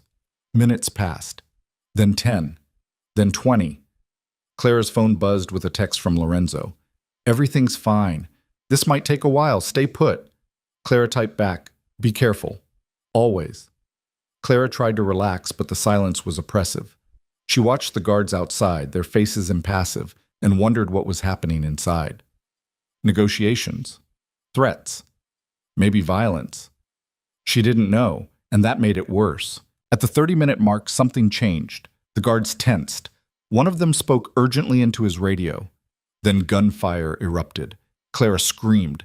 The sound was deafening, sharp cracks that echoed off the metal walls. The guards scattered, some returning fire, some running for cover. Clara ducked down in the seat, her heart racing so fast she thought she might pass out. More gunfire, shouting. The SUV's windows were tinted and bulletproof. Marcus had told her that once, but Clara still felt exposed. She fumbled for her phone and tried to call Lorenzo. It went to voicemail. Please be okay, she whispered. Please be okay. The shooting stopped as suddenly as it started. Clara waited, barely breathing, until the door opened and Marcus climbed in, blood on his sleeve. Are you hurt? Clara asked. It's not mine, Marcus said. He started the engine. We're leaving. What about Lorenzo? He's fine. He'll meet us later. Marcus pulled away from the warehouse, his jaw tight. Castellano's men ambushed us. Mr. Moretti handled it. Handled it how? Clara demanded. Marcus didn't answer. Clara's chest tightened. She pulled out her phone and tried Lorenzo again. Still no answer.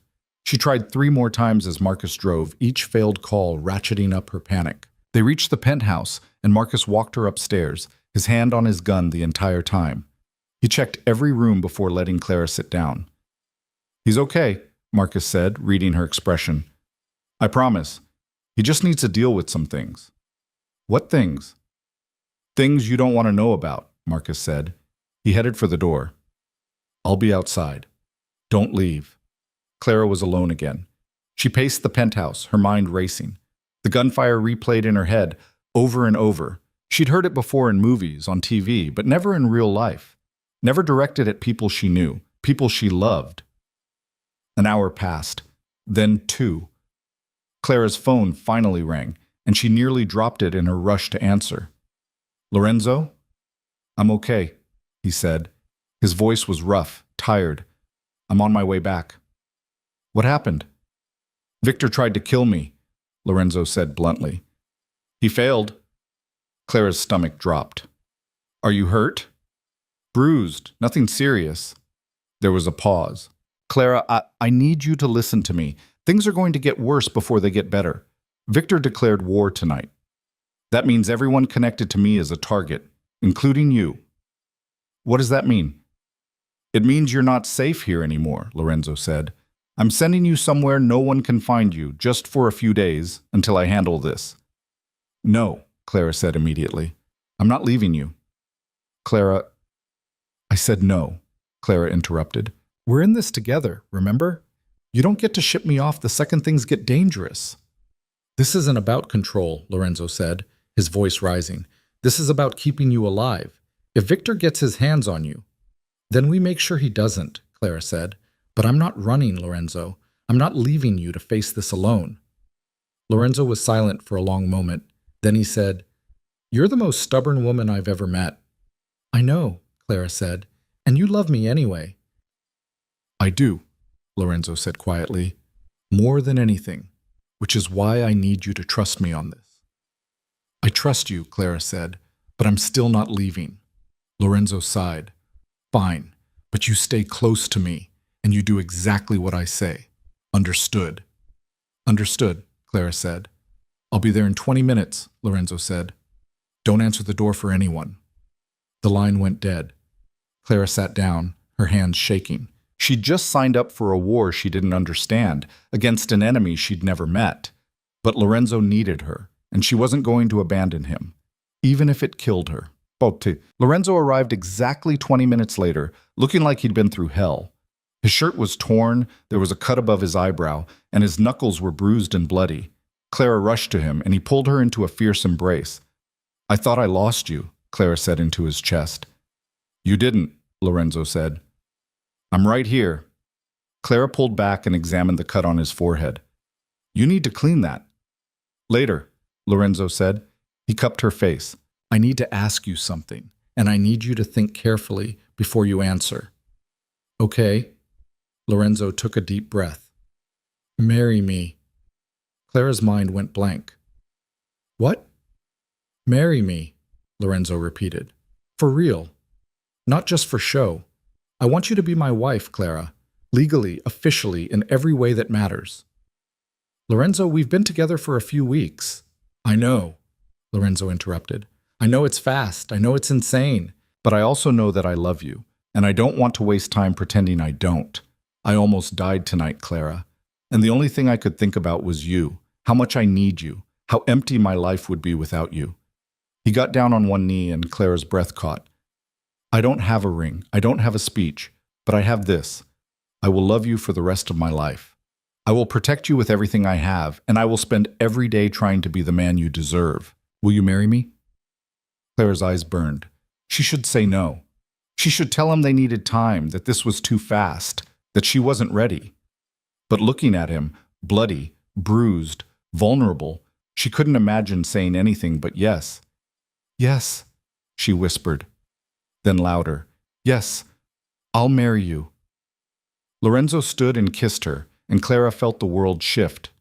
This wasn't just a lie anymore. This wasn't pretend, this was real and terrifying and absolutely right.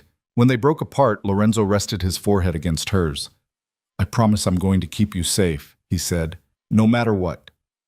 I know, Clara said, but you have to promise me something else too. Anything. Promise me you'll come back to me, Clara said. Whatever happens with Victor, whatever you have to do, promise me you'll come back. Lorenzo's jaw tightened. I promise. Clara wanted to believe him. She wanted to believe that love could conquer violence, that they could build something lasting in the middle of chaos.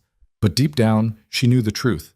Lorenzo's world didn't make room for happy endings, and the war with Victor Castellano was only beginning. But they spent the rest of the night planning.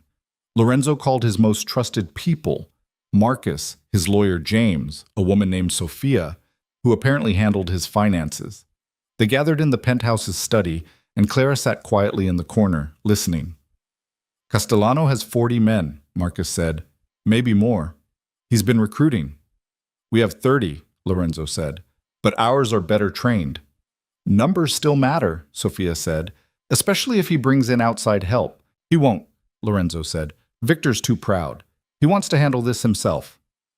That's an assumption, James warned. Assumptions get people killed. Then we make sure we're ready for anything, Lorenzo said. He looked at Clara. Which means Clara stays here, with round-the-clock security. Clara opened her mouth to argue, but Lorenzo held up a hand. This isn't negotiable. I need to know you're safe so I can focus on ending this. Clara wanted to fight, but she saw the desperation in his eyes. He was barely holding it together, so she nodded. Okay. Okay, Lorenzo repeated. He looked relieved. Sophia, I need you to move our assets offshore. Everything liquid. If this goes south, I want Clara taken care of. Lorenzo, Clara started. Please, Lorenzo said. Just let me do this. Clara fell silent. The meeting continued for another hour, and by the end, Clara's head was spinning. Contingency plans, escape routes, safe houses. It sounded less like a business and more like a military operation. When everyone finally left, Clara and Lorenzo were alone. He poured himself another drink, and Clara noticed his hands were shaking. You're scared, she said. Terrified, Lorenzo admitted. I've been in fights before. I've dealt with rivals. But never like this. Victor wants me dead, Clara, and he's not going to stop until one of us is gone. Clara crossed the room and took the glass from his hand. Then we make sure it's him. Lorenzo pulled her close. I don't deserve you. Probably not, Clara said. But you're stuck with me anyway. Lorenzo laughed, the sound rough and pained. I love you. I love you too, Clara said, and she meant it. Despite the fear, despite the danger, despite everything, she meant it.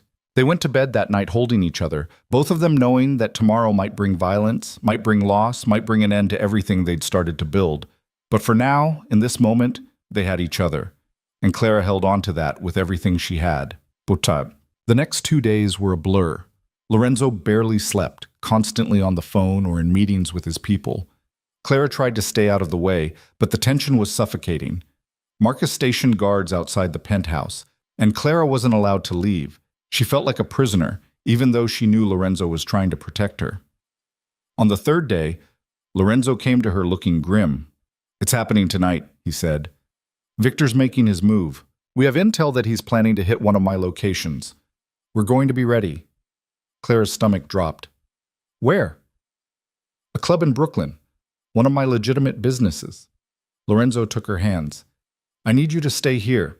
No matter what happens, you stay here until I come back. Lorenzo. Please, Clara, Lorenzo said. His voice broke. Please. I can't do this if I'm worried about you.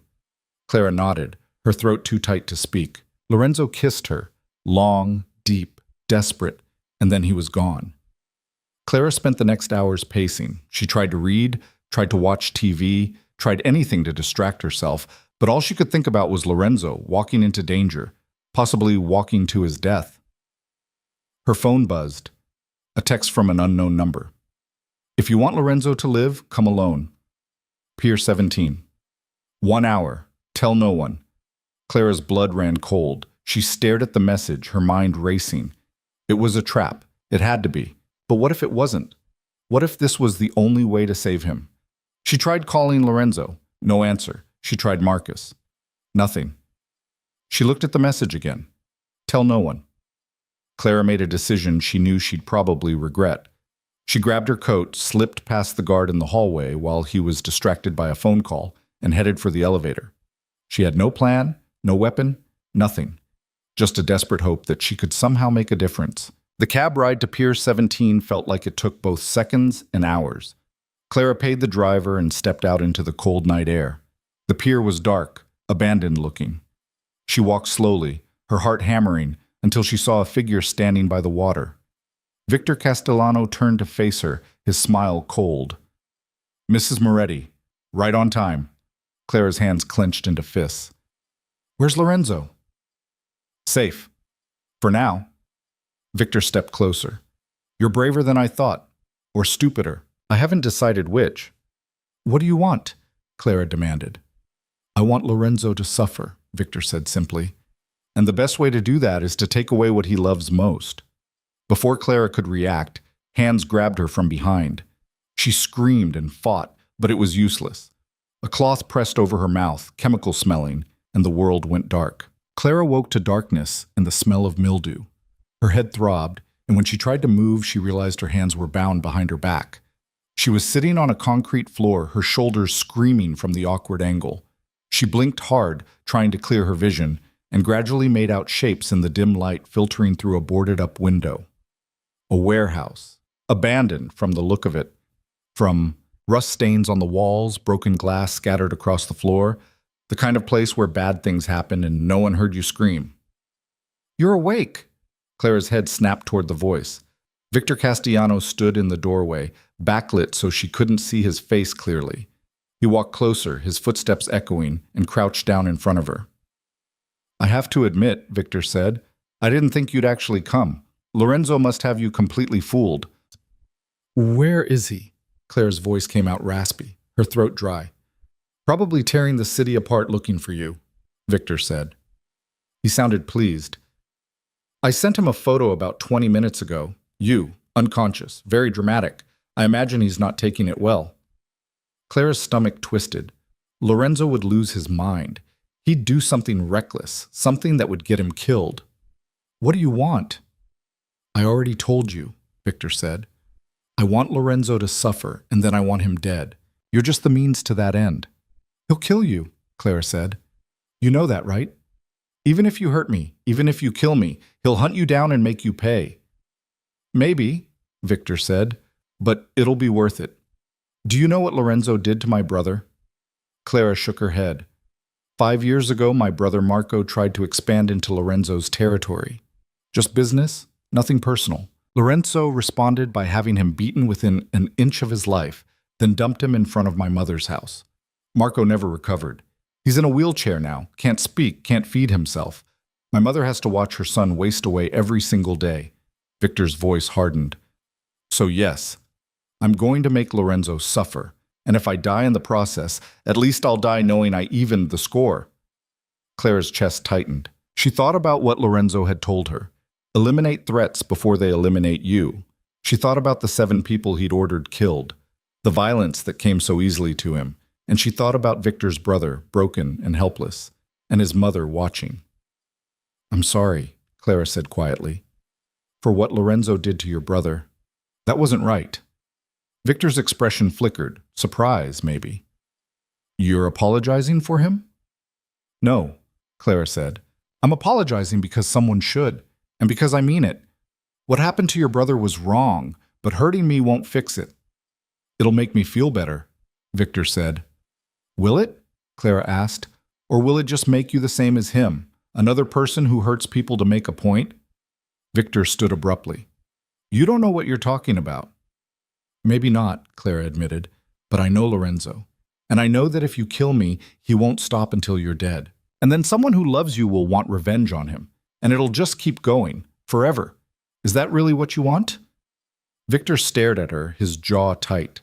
For a moment, Clara thought she'd gotten through to him. Then he turned and walked toward the door. It doesn't matter what I want, he said. This was always going to end in blood. The door slammed shut, and Clara was alone again. She pulled at the ropes binding her wrists, but they were too tight. Her shoulders ached, and fear sat like a stone in her stomach. She'd been stupid to come here, stupid to think she could make a difference. Now Lorenzo was going to walk into whatever trap Victor had set, and they were both going to die. Unless she could find a way out. Clara scanned the room, looking for anything she could use. Broken glass. Too risky. She might cut herself before cutting the rope. A piece of rebar, too far away, and her legs were free, but standing would be difficult with her hands bound. Then she saw it. A sharp edge of metal jutting from the wall where an old shelf had been torn down. She shuffled across the floor on her knees, ignoring the pain as broken glass bit into her skin. When she reached the wall, she turned and started sawing the rope against the metal edge.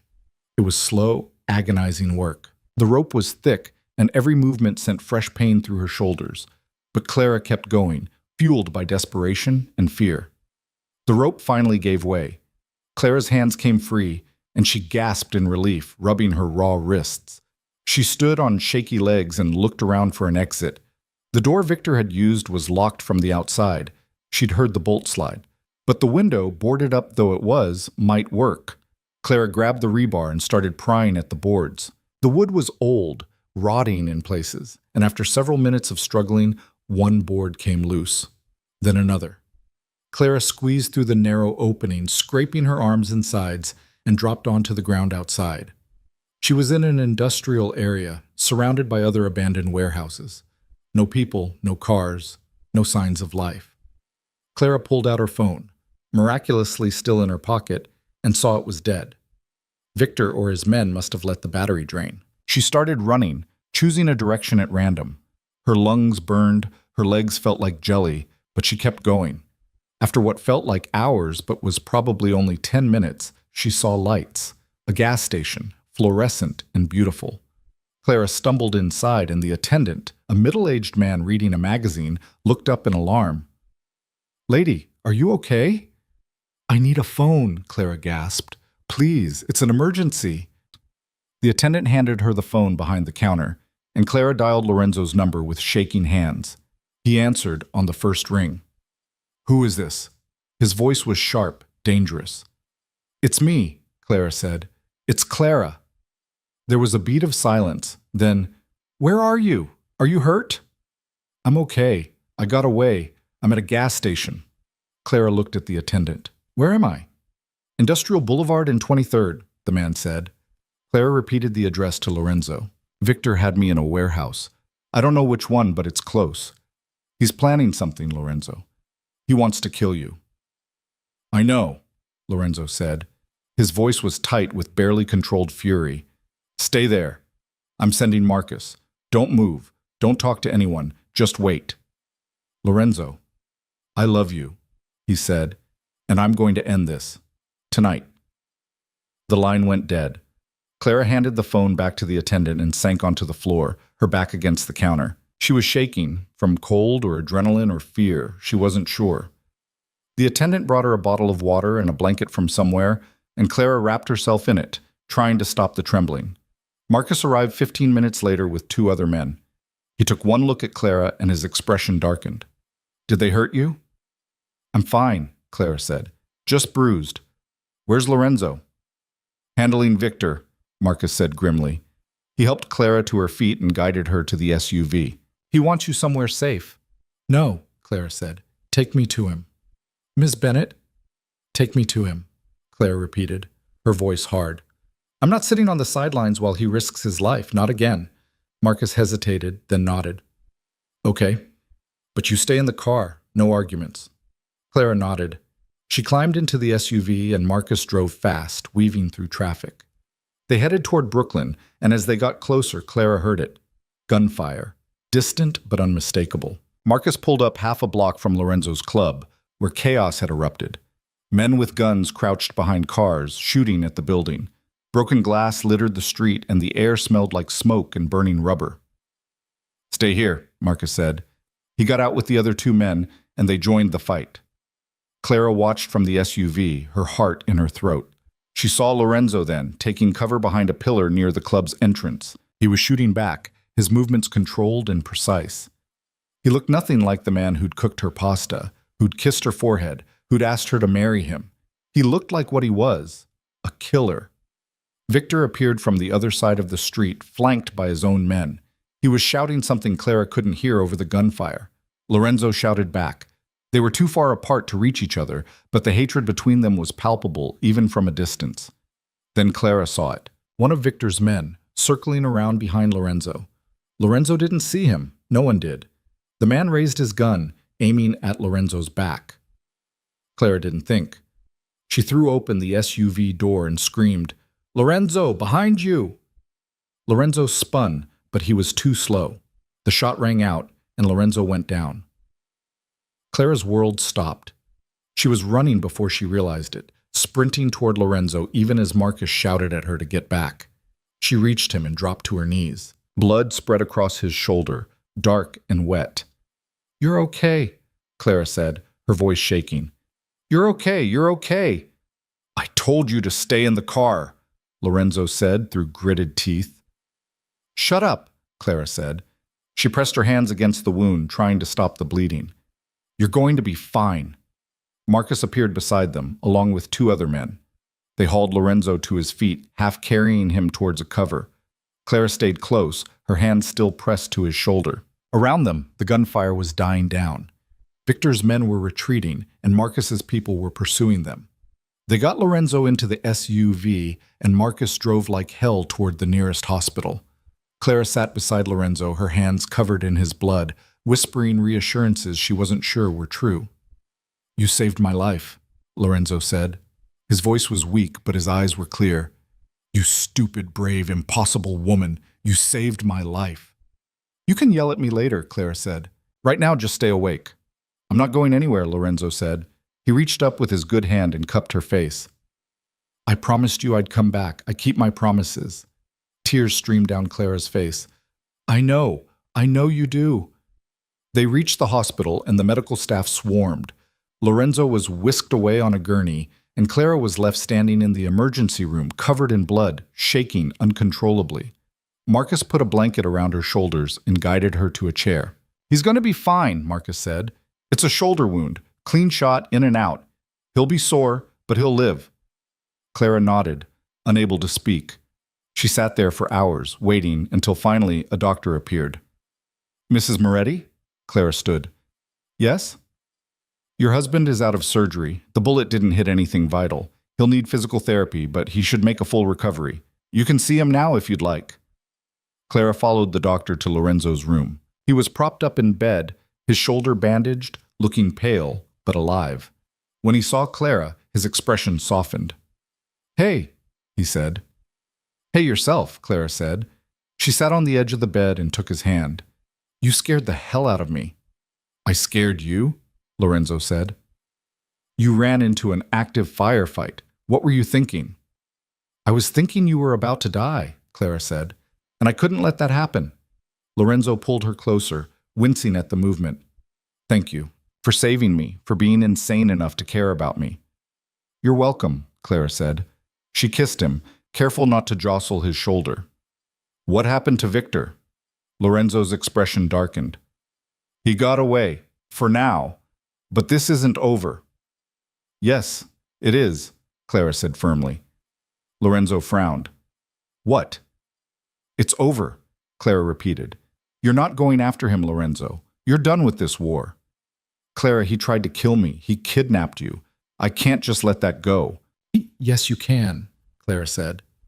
Because if you don't, it'll never end. You'll kill him, and someone who loves him will come after you, and then someone who loves you will go after them. And it'll just keep going until everyone you care about is dead. She squeezed his hand. I talked to Victor. He's not a monster, Lorenzo. He's just someone who's been hurt and wants revenge. Same as you. He's nothing like me, Lorenzo said. He's exactly like you, Clara said. And that's the problem. You're both so focused on revenge that you can't see there's another way. What other way? Lorenzo asked. I can't just forgive him. I'm not asking you to forgive him, Clara said. I'm asking you to let it go, to walk away. For me. For us. For the future we're supposed to have together. Lorenzo stared at her. She could see the war in his eyes.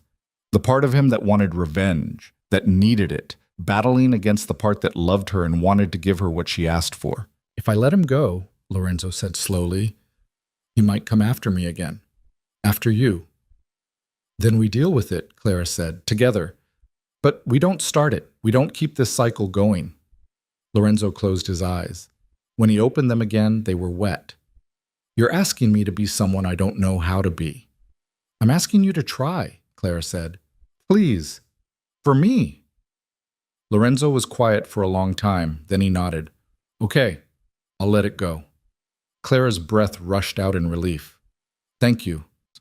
But if he comes after you again, I know, Clara said. You'll protect me. I know. Lorenzo pulled her close, and Clara rested her head on his good shoulder. They stayed like that for a long time, holding each other, and Clara felt something shift. The violence wasn't gone. It would probably never be completely gone. But for now, in this moment, they had peace, and that was enough. Lorenzo was discharged 3 days later. The bullet wound was healing well, and the doctor said he'd have full range of motion back within a few months. Clara took him back to the penthouse, where Marcus and Sophia were waiting with updates. "Victor's gone underground," Marcus reported. "Word on the street is he's leaving the city, permanently." Lorenzo nodded. "Let him go. If he comes back, we'll deal with it, but we're not pursuing him." Marcus looked surprised but didn't argue. Sophia handed Lorenzo a stack of papers. "The offshore accounts are set up," she said. "Everything's in order. And I took the liberty of setting up a trust for Clara in case—" "Thank you," Lorenzo interrupted. "That's good." When they were alone, Clara turned to Lorenzo. "What about your businesses? The legitimate ones and the other ones?" Lorenzo sighed. "I've been thinking about that. The legitimate businesses I'm keeping. The other ones, I'm getting out, slowly. I have partners, people who depend on me, so I can't just walk away overnight. But I'm done. No more gray areas. No more violence." Clara's eyes widened. "Really?" "Really," Lorenzo said. "You were right. I can't keep living like this. If I want a future with you, a real future, I need to change. And I'm going to, starting now." Clara kissed him. "I'm proud of you." "Don't be proud yet," Lorenzo said. "I haven't actually done it, and it's going to be hard. But I want to try. For you. For us," Clara corrected. "For us," Lorenzo agreed. What? 2 weeks later, Lorenzo took Clara to a small courthouse in Manhattan. No fanfare, no cameras, no elaborate ceremony. Just them, Marcus as a witness, and a judge who married them in 5 minutes. Clara wore a simple white dress she'd bought off the rack. Lorenzo wore a suit, his arms still in a sling. When the judge pronounced them husband and wife, Lorenzo kissed her, and it felt different from every other kiss they'd shared. It felt real, official, permanent. "I can't believe we just did that," Clara said as they left the courthouse. "Having second thoughts?" Lorenzo asked, smiling. "Not even a little," Clara said. They went out for lunch, just the two of them, at a quiet restaurant Lorenzo knew. No bodyguards, no entourage, just a husband and wife celebrating their marriage over pasta and wine. "What do we do now?" Clara asked. "Now?" Lorenzo considered. "Now we live. We figure out what normal looks like. We make mistakes and fix them. We build something that's ours." "I like the sound of that," Clara said. Over the next few months, Clara watched Lorenzo transform. It wasn't easy. He had moments where the old anger surfaced, where he wanted to solve problems with force instead of words. But he tried. He went to therapy, something Clara had suggested and he'd initially resisted. He cut ties with his more dangerous associates. He focused on the legitimate businesses, using his ruthlessness in boardrooms instead of back alleys. Clara quit her job at Dalton Consulting. She didn't need the promotion Martin had offered, didn't need the fake respect from people who only valued her because of Lorenzo. Instead, she went back to school, pursuing the degree in social work she'd abandoned years ago when money got tight. She wanted to help people, the way she'd always wanted to, and for the first time in her life, she had the resources to make it happen. They sold the penthouse and bought a brownstone in Brooklyn, something smaller, warmer, more like a home. Clara filled it with books and plants, and Lorenzo filled it with cooking equipment and bad jokes. They had dinners with Marcus and Sophia, who were dating now, much to everyone's amusement. They took trips to the estate in Westchester on weekends, where Lorenzo taught Clara how to garden and Clara taught Lorenzo how to relax. Life wasn't perfect. They fought sometimes about money, about Lorenzo's past, about Clara's tendency to take on too much, and Lorenzo's tendency to try to fix everything. But they fought fair, and they always came back to each other. 6 months after the wedding, Clara came home to find Lorenzo in the kitchen, cooking. It had become his therapy, he said. The one thing that calmed his mind. "What are you making?" Clara asked, wrapping her arms around him from behind. "Chicken parmesan," Lorenzo said. "Your favorite," Clara smiled. "What's the occasion?" Lorenzo turned in her arms. "Do I need an occasion to cook for my wife?" "No," Clara admitted, "but you look like you have something on your mind." Lorenzo's expression turned serious. "I do. I wanted to talk to you about something." Clara's stomach tightened. Okay. I've been thinking about the future, Lorenzo said. Our future. And I want to know, do you want kids? Clara blinked. She hadn't expected that question. I don't know. Maybe? Do you? I didn't think I did, Lorenzo admitted.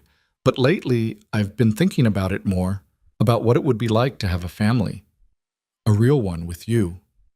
Clara's chest tightened with emotion. I think I'd like that someday, when we're ready. When we're ready, Lorenzo agreed. He kissed her forehead. No rush, we have time. Clara leaned into him, and they stood there in the kitchen, holding each other, and she felt something she hadn't felt in a long time. Hope. Real, genuine hope for the future. A year after the courthouse wedding, they had a second ceremony. This one was the celebration. Friends, family, people who mattered. They rented out a vineyard upstate, and Clara wore a dress that made her feel like a princess. Lorenzo cried when he saw her walking down the aisle, which made Clara cry, which made half the guests cry. Vanessa and the other women from Dalton Consulting weren't invited. Neither was Martin. Clara had run into him once, months earlier, and he'd tried to apologize for how he'd treated her. Clara had looked him in the eye and said, I don't accept your apology, but I forgive you anyway. Not for you, for me, because holding on to that anger isn't worth my time. Martin had looked stunned. Claire had walked away feeling lighter. At the reception, Lorenzo gave a speech. He wasn't good at public speaking, and he stumbled over his words, but the sentiment was clear. He talked about how Clara had saved him, not just from Victor's bullet, but from himself. How she'd shown him there was more to life than power and revenge. How loving her had made him want to be better. When it was Clara's turn, she kept it simple. A year ago, I was invisible. I let people walk all over me because I didn't think I deserved better. And then this man, she gestured to Lorenzo, stepped into my life and changed everything. He saw me when no one else did. He made me believe I was worth something. And yeah, he's not perfect. He's stubborn and overprotective, and he thinks he can solve every problem with money or intimidation, but he's mine, and I wouldn't change a single thing. The crowd erupted in applause. Lorenzo pulled Clara into his arms and kissed her, and Clara felt the weight of the past year, the fear, the violence, the uncertainty, fall away. They'd survived. They'd built something real. And whatever came next, they'd face it together. What? 2 years later, Clara stood in the nursery of their brownstone, rocking a baby girl with dark hair and Lorenzo's eyes. Lucia Rose Moretti had arrived 3 weeks earlier, screaming her way into the world and immediately wrapping both her parents around her tiny finger. Lorenzo appeared in the doorway, looking exhausted and happy. Is she asleep? Finally, Clara whispered. She laid Lucia in the crib and tiptoed out of the room. Lorenzo closed the door quietly, and they both collapsed on the couch. I don't know how people do this with more than one kid, Lorenzo said. Good thing we're stopping at 1, Clara said. Lorenzo laughed. For now. Clara looked at him. You want more? Maybe, Lorenzo said. In a few years, when we're not walking zombies. Clara smiled.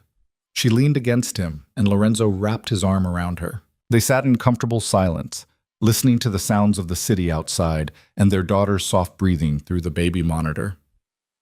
Do you ever think about how we started? Clara asked. That night at the gala? All the time, Lorenzo said. I think about how different things would be if I hadn't stepped in, if I just let you walk away. Do you regret it? Clara asked. Not for a second, Lorenzo said. Best decision I ever made. Even though it almost got you killed? Even though, Lorenzo confirmed. He turned to look at her. You saved me, Clara. In every way a person can be saved, and I will spend the rest of my life trying to deserve you. You already do, Clara said. She kissed him. We both made mistakes. We both did things we're not proud of. But we chose each other, and we keep choosing each other. That's what matters. Lorenzo pulled her closer. I love you. I love you too, Clara said. They stayed like that for a long time. Two people who'd found each other in the chaos and built something lasting. The road had been messy, violent, and anything but smooth. But they'd survived. They'd grown. And they'd learned that love, real love, wasn't about perfection. It was about choosing to stay, even when things got hard. It was about seeing someone at their worst and loving them anyway. It was about building a life together, one imperfect day at a time. Clara thought about the woman she'd been 2 years ago, invisible, scared, accepting less than she deserved. And she thought about the woman she was now, stronger, braver, loved. The journey between those two versions of herself had been terrifying, but it had also been worth it, because she'd found Lorenzo.